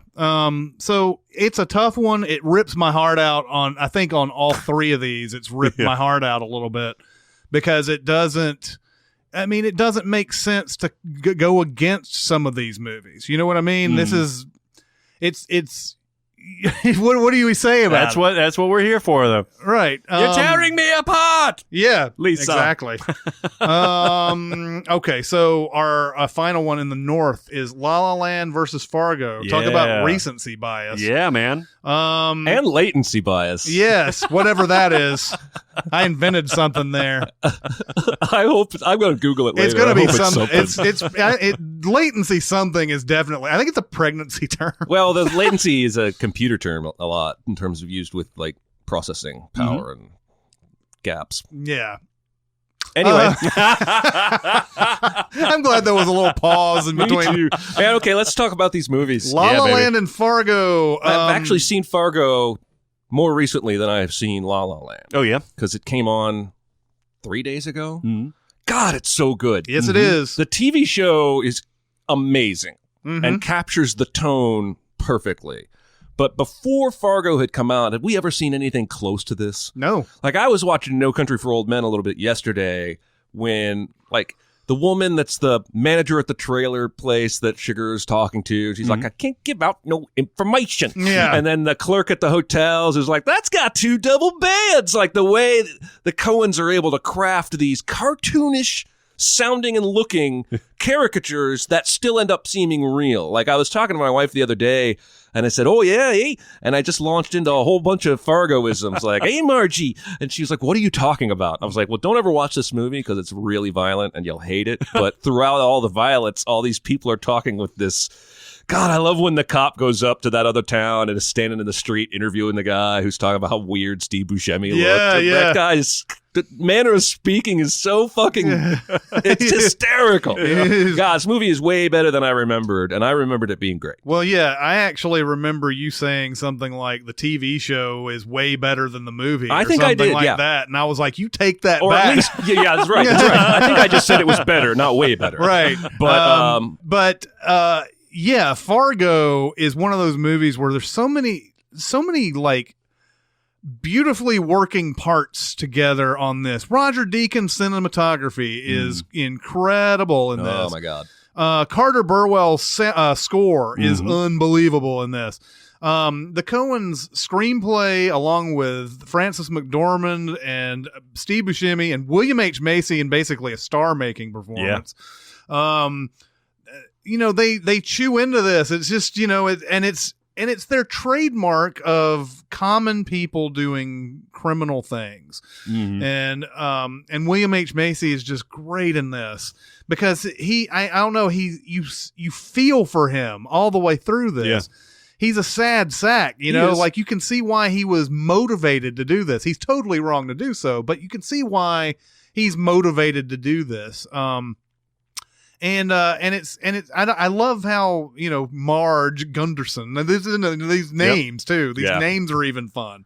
Marge Gunderson, who's a pregnant cop, is going around and trying to solve this thing. And she's doing basic police work. You know, this isn't like DNA and all that other type of stuff. This is basic police work, you know, trying to figure out, you know, it's like a shot in the hand. I guess that was a defensive wound. Yeah. You know, I also like right after that, he's talking about the plates on the car and it's like DLR. He must have gotten killed before he stopped writing. And she's like, don't think I agree with your police work, man.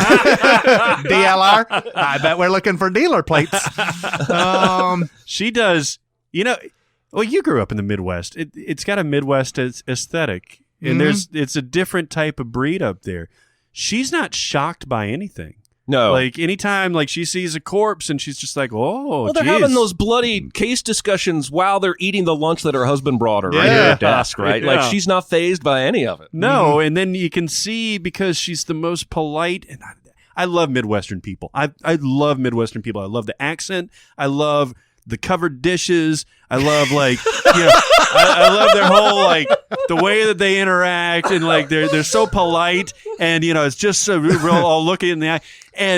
But when she gets fucking cross with Lundegaard, she's like, I got no problem with you, Mr. Lundegaard, but I need to know, you know, what I need to know. And he's like, oh, you're darn tootin', you know, we can go out to the lot right now, you know? Man, like, I love just that tiny little thing where she's like, I'm going to do my fucking job. I'm going to be polite about it, but it's going to happen, you know? Oh, it's great. And you know, we have these, you know, the dynamic between Steve Buscemi and Peter Stormare. And Peter Stormare, this is sort of a star-making performance for him, too, and he says nothing pretty much for the entire thing. But you know, Steve Buscemi's character talks all the time, and this guy doesn't. And Stormare is just an altogether new kind of frightening that I had ever seen in this, because he doesn't say anything for a while, and then finally when he does, you're just like, yeah, I don't want to cross paths with this guy at all. He's a psychopath, right? Yeah, he is. And the whole scene with the cop pulling him over, oh my God, and everything is the Coens at their very, very best. It starts off, you know, your starts off light. Buscemi's trying to bribe the cop with the like dollars coming out of the wallet while he's showing the driver's license and everything. He's like, put that back in your pocket, sir. All right, step out of the vehicle, sir. And then it turns bloody, and then just like it goes back to the Deakins cinematography and everything. Just the chase scene that goes through here, and like the car that they chase, there's like these witnesses that go by. Yeah. He has to turn the car around, and you see this car, and it just kind of like just disappears. Yeah. And you see Stormare like, you know, what happened to him? And then you see him like, oh no, they fell in the ditch. They're done. Yeah. They're fucking toast. You know, I don't know, man. This movie is just phenomenal in every way. I think one of my favorite moments is the absolute pure joy Steve Buscemi has watching that woman run and fall down. Yeah. First get her back to the cabin. That is the best television show he's ever seen in its real life. Like, he's loving that shit. There's so many little moments like that make the movie. Like even when Stormare, or I actually don't know which one it is because they're wearing ski masks, but when they go to the house, Bill's house to kidnap his wife, she's sitting on the couch. Yeah. She watches a guy with a crowbar and a ski mask walk up to her plate glass door, and she's just kind of looking at it like, oh, this is interesting. Yeah. And it's not until he breaks the glass does she realize this is real. I should freak out. Right. And then that whole scene is freaking hilarious because Buscemi thinks she went out the window, and Stormare is just trying to look for some kind of fungal treatment or something. He's like, unguent. And finds her in the shower. I need unguent. She's running around with a fucking shower curtainer on her, running into door frames and shit. God, little touches make this movie. When you're talking about little touches, you're talking about William H. Macy going through that whole thing before he makes the phone call that his wife is gone. Practicing it. Yeah, he's practicing it and everything, and he's just like, I don't know what to do. It's Gene. Darn, I don't know what to do. He goes through like 5 different things and everything, and then finally he calls up and he's like, Mr. Lundegaard. And then like, oh man, I just went through like a million scenes in my head there, and I don't know which one to go to. When he's talking to his father-in-law about the parking lot that he finds. Yeah. And everything. He's expecting so much more money out of that, and he's hoping that he does get that money. He can call off this kidnapping scheme that he's got and going. then they just say, "What's your fee?" Yeah, what's your fee? He's like. Huh? He's like, well, it's we were just wanted to know what your fee was. He's like, but no, I was. He wants all the money. This is my deal. Yeah. But it's just so good. Yeah. All right. So what else now? Oh, La La Land. Yeah, up against La La Land. The movie we voted number 1 for 2016 with Aaron Dicer and me basically driving that. A movie that I think is pure magic. Mm-hmm. There's even more backlash today than there was 3 weeks ago when we recorded that with Aaron. Yep. It just seems it's like the way it is. The Onion did an article reviewing La La Land, and it just seems like I see more posts on Reddit and other places. It's just like, I didn't get it. I didn't think it was all Isn't that that just an effect, though, of you have a whole bunch of people who want, like, you have this one section of people who watch it before all the accolades. And then they are the ones who drive all this word of mouth. Yeah. And they say, this is great. So now again, and we go back to this again, the word of mouth and the expectation that people go into watching La La Land is completely unrealistic. Mm-hmm. And now that you have so many people watch it, then yes, you're going to see tons of factions. Anything that is popular has a huge faction of people who hate it. Yeah. I can go out there and probably find 1 million people who hate Pulp Fiction. Yeah. And, just name any like all-time classic. And there's like 1 million people who probably hate those. Could probably write a whole like essay about it. Yeah. Yeah, you can find an angle against it. Because it doesn't, La La Land by design, it doesn't have the weight of like a Moonlight or a Manchester by the Sea, or that kind of thing. And it doesn't need to. Why would you want that in this type of movie? It's a different cat. This movie is not, I don't think this movie has anything super deep to say. Mm-hmm. But I still think what it has to say is important. But what stays with me on this movie, unlike something like Arrival, where I was thinking about the plot for days, talking about it with you guys, with my wife, this one, a couple of days after I saw it, I couldn't stop singing these songs. Mm-hmm. Yeah. I couldn't stop humming these melodies. And what's funny is when I'm watching the movie, I knew the audition song was great. But while I was watching the movie, I wasn't like bowled over by the music. I wasn't like, holy balls, this music is just amazing and fresh. But it just earwormed into me. I had the exact same experience. And it was like 3 days later, I walked into my wife's reading room and I was just like, I can't stop listening to these La La songs on YouTube. She's like, I know, I can hear it through the wall. Well, for me, it's just the more, just take out the fantasy elements of this. I'm not going to say something totally ridiculous here, but I think it's a great representation of a relationship, a romantic relationship. This is, and again, we're spoiling now at this point, this is a relationship that's doomed to fail. And because their needs are completely different. Yeah. He wants to do this big, take jazz back type of thing and everything. And he ends up being in the John Legend group and everything, going against everything that he said he was. And she's like, I thought you were this person. You're really this person, aren't you? But it has those, it's not setting up for the happy ending, which is something that I'm inclined to these days, because everything tries to find that weird, like Tetris way of getting things back to normal by the end of it. They do offer a cheat by the end of it by showing what would have happened had they had everything worked. But that's such a great scene. Oh yeah, and by the end of it, you realize it's not true, and it makes it even more devastating by the time it's done. That's why I love La La Land. This relationship turns on a dime for me. I didn't see that coming, at least that quickly, because it turns on that dinner scene. Yeah, pretty much. You could see signs of it building up, like when she gets pushed out of the way in the crowd when he's up there doing his weird, like, Revenge of the Nerds type of thing on the keyboards. Yeah, I mean, once it goes downhill, like, it starts accelerating almost, and then you see, like, the foundation that they had of a friendship just come through, and save the day ultimately. The criticisms of, that their lives get tidied up. She finds all the success in the world. He finds exactly what he wanted out of his work success, at least. Is valid, I think. These are the top 1% that can get exactly what they want. I don't know. Go ahead, finish your thought. But no, I mean, you're not really paying attention to that. You're paying attention to the relationship. That's what I'm saying. Yeah. Like, that's the payoff, right? Yeah. Isn't that sort of the sacrifice? If they don't have the success and everything, then they're still together by the end of it. Right. That was what I was going to say, is that if that's the point, is that at the mercy of their relationship is the only reason they succeed. I think that's what the movie's saying, is that if you want to succeed as an entertainer out here in Hollywood, you're going to make sacrifices, and they're going to be big ones. Because like you said, it was not compatible for them to both find the success they wanted and still be together.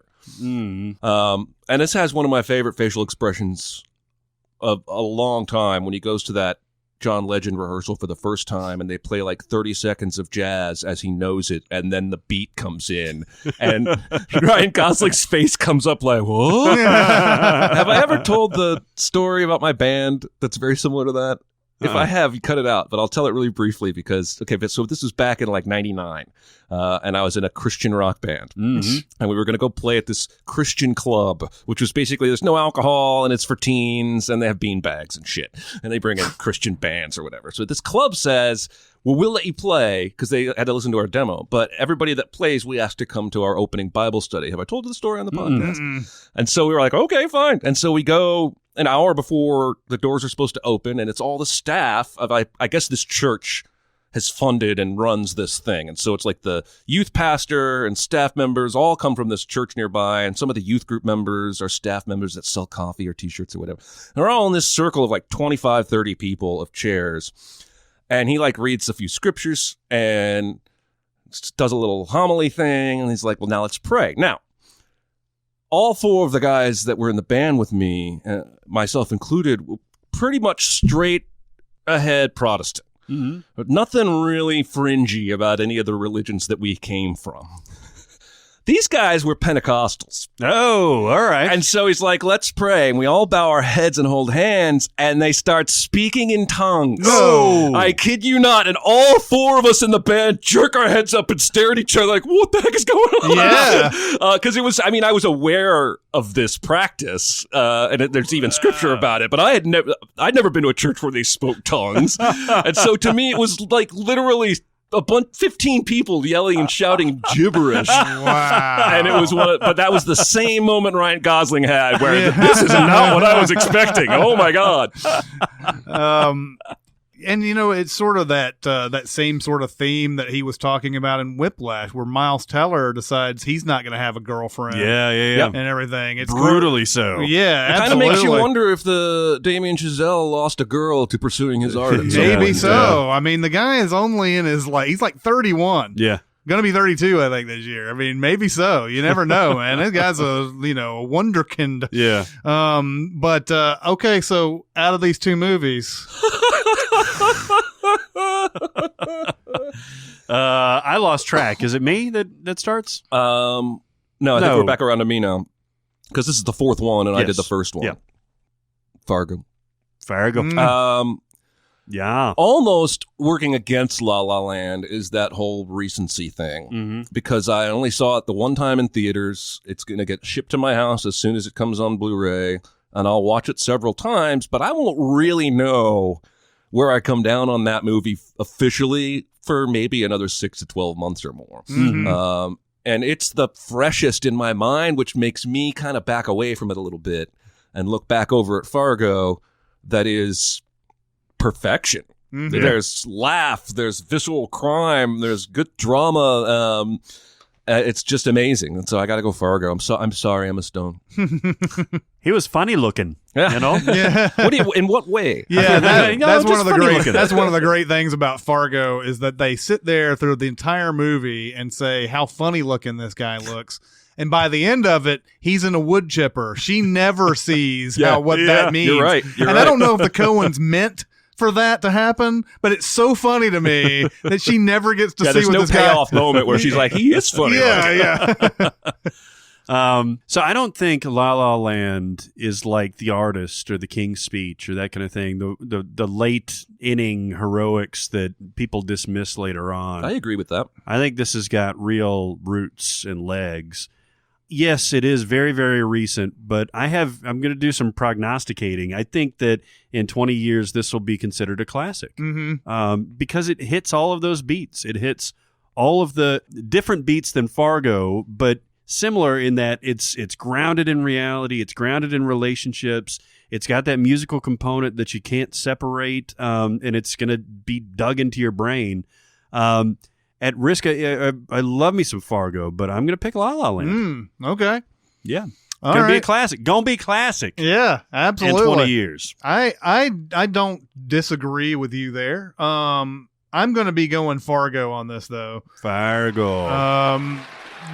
Yeah, I mean this is just great movie making. It's just I don't know what else to say about. I keep saying that, but it's like I said, it's just everybody being in harmony together.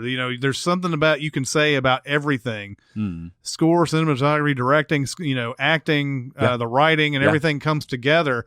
I know there is the one scene a lot of people get puzzled about when she runs into the dude from her high school and everything. Oh, yeah. And a lot of people, and I think we discussed this before in the 1996 podcast, a lot of people wonder why is that scene in there, and the scene is because afterwards she learns that guy actually wasn't married. None of that stuff was true that he said at the diner. He stalked the girl that he said he was married to and all that, and it made her think of Jerry Lundegaard a different way. And that's why that scene's in there, was because the guy seems like a nice guy, but maybe something doesn't quite add up. And that's why she goes back and asks for a lot count and all that. And that's where the whole thing comes He from. drives off the lot. Yeah. She looks over and sees him. Yeah. He's fleeing the scene. He's fleeing the interview. He's fleeing the interview. But yeah, I'm going to go Fargo here. And you may be very well correct in like 20 years or something, if we were to redo this. Let's just do this in 20 years. Maybe we should. Yeah. I We'll would all go- be in like I'm space reluctant pods. to lock myself into anything that far in advance. Yeah. Clear your calendar. In fact, there might not be a 20 years from now. Did you think about that? All the time. Okay, so the first round of the North region is done. Wow. So some good matchups. So let's go over the matchups. And by the way, we're not trying to do this. No. We're not this trying is just, to break this up into like Yeah. a bunch of. It's just the way it's falling. Yep. We're gonna basically play this by ear as far as time wise, and we're gonna try to make it 2 hours each time. We're not gonna go 3 or 4 hours into an episode. I just want to make that clear. We're not trying to make this where it's broken up like this. Mhm. I am. Jeremy is, but Barrett and I are not. Anyway, in the North region of the first round, we have Jaws and Fargo Ooh. going up against each other now. Wood chipper versus a killer shark. That's right. Then we have another tough one here: Shawshank Redemption versus Sideways. Those are the two things that have bored into your soul. I'm gonna cry. Why did we do this? You are executing his soul. How am I gonna do that? Yeah, you're gonna have, and then try watching these movies back to back. Gone Baby Gone and Silence of the Lambs go up against each other.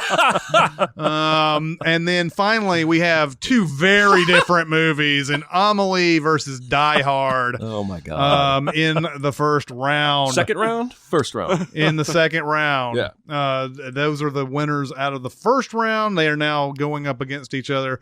Those should be some interesting things too. The other thing about this too is once we get into the second round and everything, I don't think we need to talk about these movies as much anymore. So like we can go over some good points here and there and whatever, and then just go right into the voting. I think these first rounds are definitely going to be our longer things. So, the second and third and fourth rounds are more about the matchup, I think, than the movies itself. You know?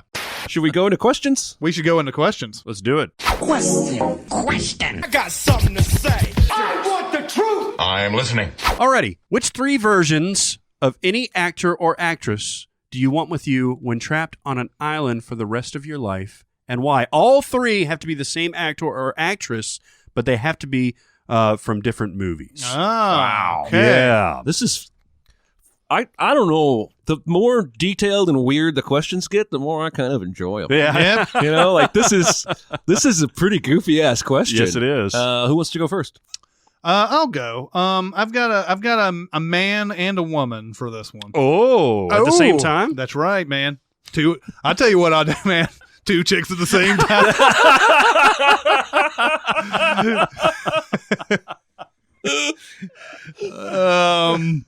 So my guy is going to be Paul Rudd. Interesting. You're talking about somebody who'd be fun on a deserted island. It would be Paul Rudd. And I've got three different. At first, I was a little worried about this pick because I was like, because Paul Rudd a lot of times will play some of the same kind of characters and everything, or you know, whatever. So basically the same guy. But he's played three distinct different dudes before, and I would say in Forgetting Sarah Marshall, where he's a goofball. Nice. Total goofball, you know. He can surf too. You're on an island. He can surf. That's another thing. He can teach me how to surf. Do less. Well, maybe not teach me how to surf. Considering what he does with Jason Segel and Forgetting Sarah Marshall. And also probably has weed. And I'm not a big weed person. You're on an island, man. I'm on an island, though. Whatever on a deserted island is a weed person. At least. That's a fact. That's right. Then I have him in I Love You, Man. Oh, nice. Where he is...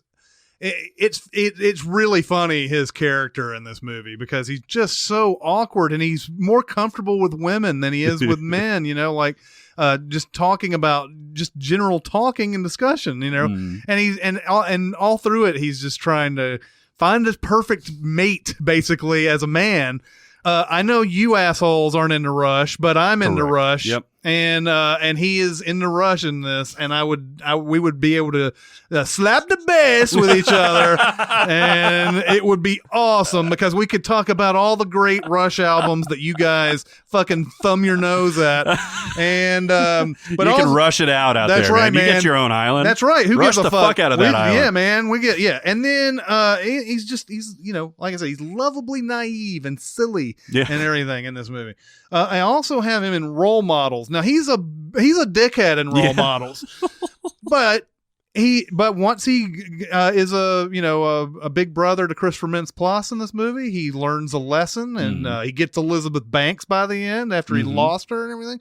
He learns a lesson, and he turns into a good guy. And you know what? There's a lot of that type of Paul Rudd and a lot of us in this room nitpicking the fucking venti shit at the Starbucks and everything, you know, and even still being wrong about it. He's still a dick about it. So yeah, I would, that's the three Paul Rudds. Yeah. You got a lot of time for LARPing on a deserted island too. Yeah, so, totally. You know. That's right.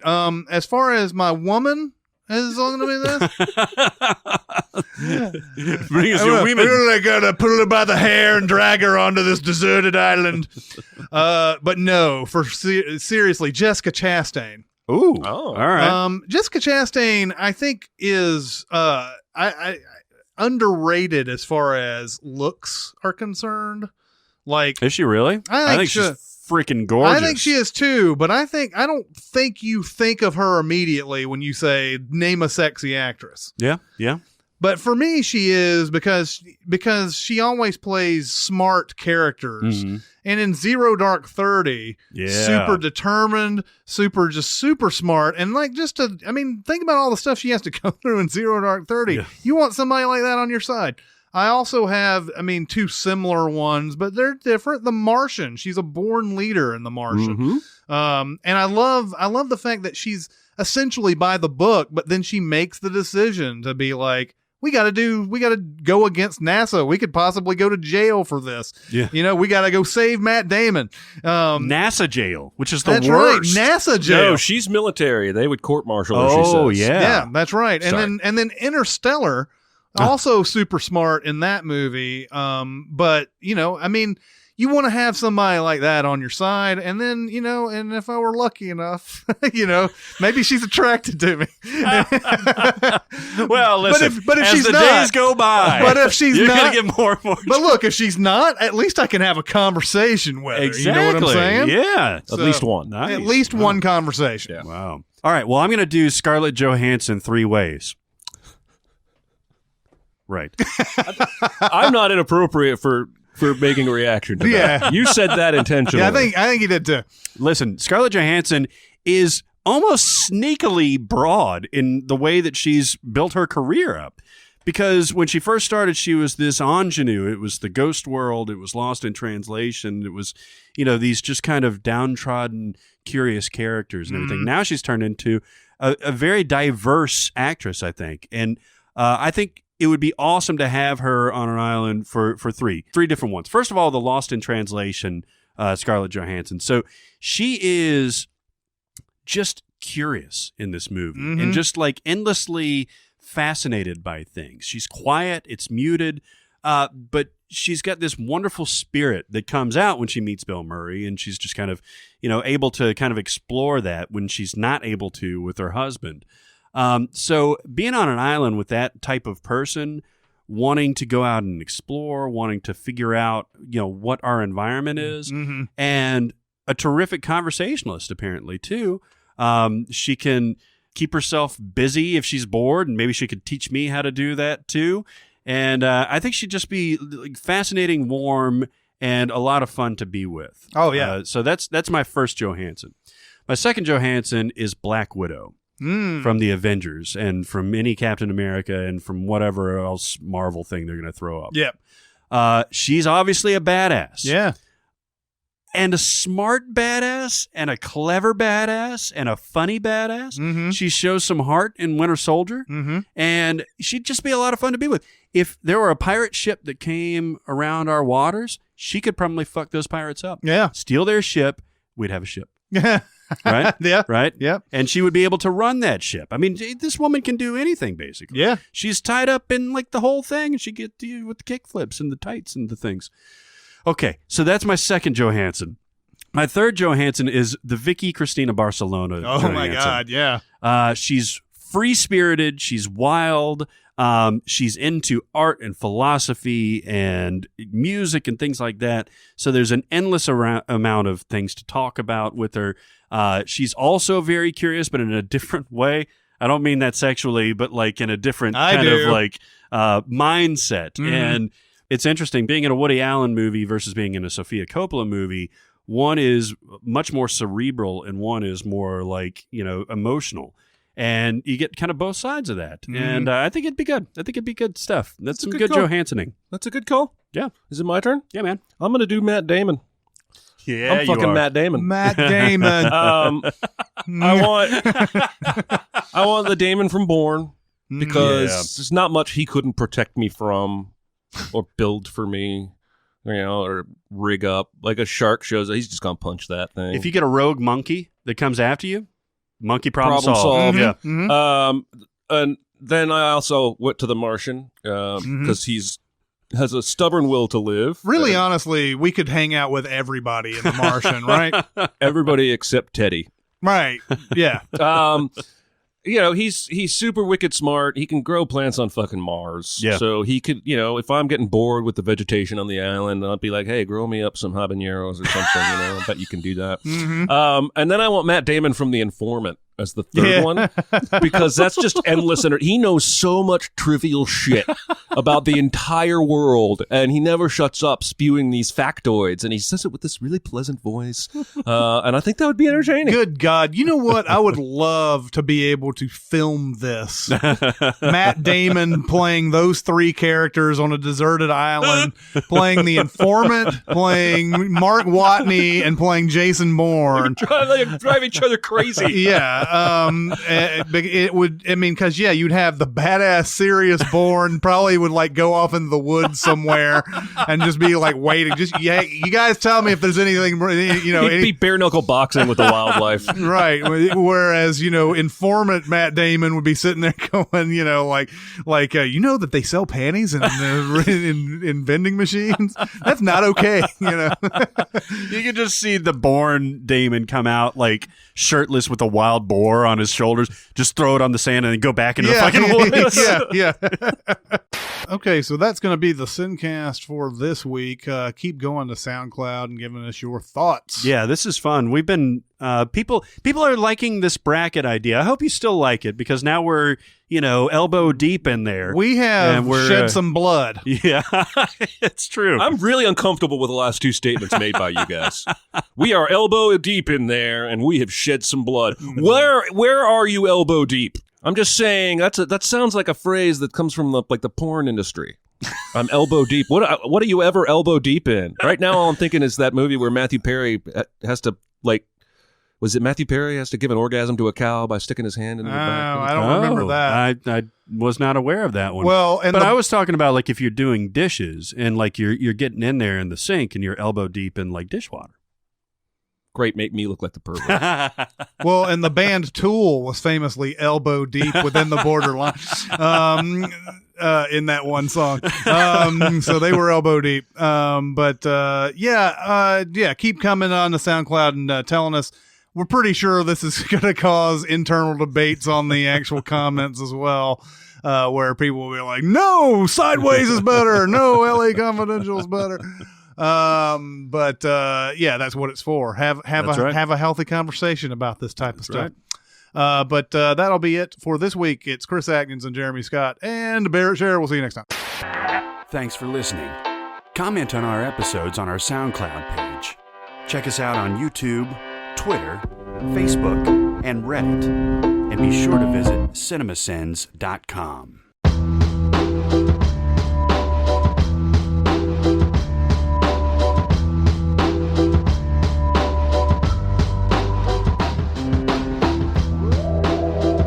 I like that Cabin in the Woods script. Yeah, that shit's tight.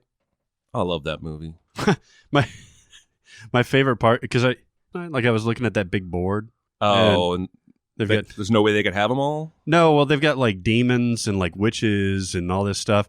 And then there's under the angry molesting tree, they've just got Kevin. Yeah. Enough said. Everyone knows the horrors of Kevin. But nobody selected him, I don't think. Also, Drew Goddard is attached to the Batman thing now? No, writing Deadpool 2. Deadpool 2, yeah. But Matt Reeves is back on Batman now. Nice. Officially. Nice. Ben Affleck even tweeted about it. Oh, yeah? Ooh. So I can be optimistic about the next Batman movie with him as the director, and if Ben's going to stay involved. Matt Reeves did Cloverfield, too, didn't he? Cloverfield, Dawn of the Planet of the Apes, upcoming War of the Planet of the Apes, and then I think some television before all that. Yeah, for all the things that are going wrong in Hollywood, they get some of those things right. Mm-hmm. And once you get those directors on those type of movies, then there's a better chance of it being good than Does it ever DC was. have a Kevin Feige type of guy, an but overlord? I don't know who he is, but not like him. Oh yeah, so you don't necessarily have to fit it into the. I don't know if they want to fit it into the DC. I think they just wanted to catch point. up immediately to Disney without doing any of the legwork. And they're not. Did you see today? They're going to do a Nightwing movie, and it's a live action from the Lego Batman director.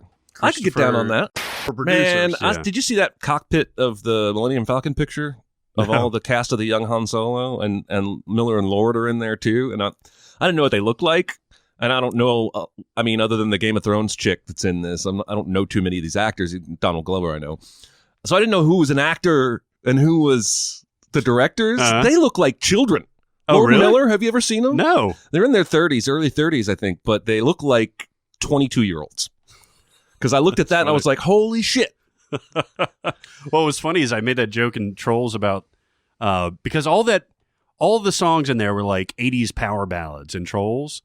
And so I was like, man, it's like somebody in their 40s wrote this thing for thinking this is what kids want. And then I looked it up. They're both 47 years old. Well, they also probably wrote it like 15 years ago when Trolls were actually popular. Hey, these troll dolls, man, we could do something with that. Yeah. I'm telling you, I didn't even know until I saw that script. I just thought it was somebody created a bunch of, like a species of troll. I didn't know. I hadn't seen trailers for it. For real fucking trolls, man.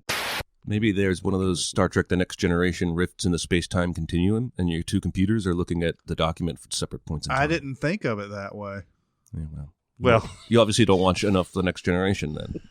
I don't. I've seen a lot of it. It's always a rift or a temporal distortion. Or, it's like always the least sciencey sounding thing, but it's coming out of Data's mouth. So you're like, well, okay, I'll buy that. Let's call it a rift. I think Next Generation, I've seen most of the great episodes. Yeah. And I haven't seen much of the other ones. Yeah. Like people tell me this is a great one, and I've watched those. Yeah. So I've seen like most of the Q episodes, and I've seen Yeah.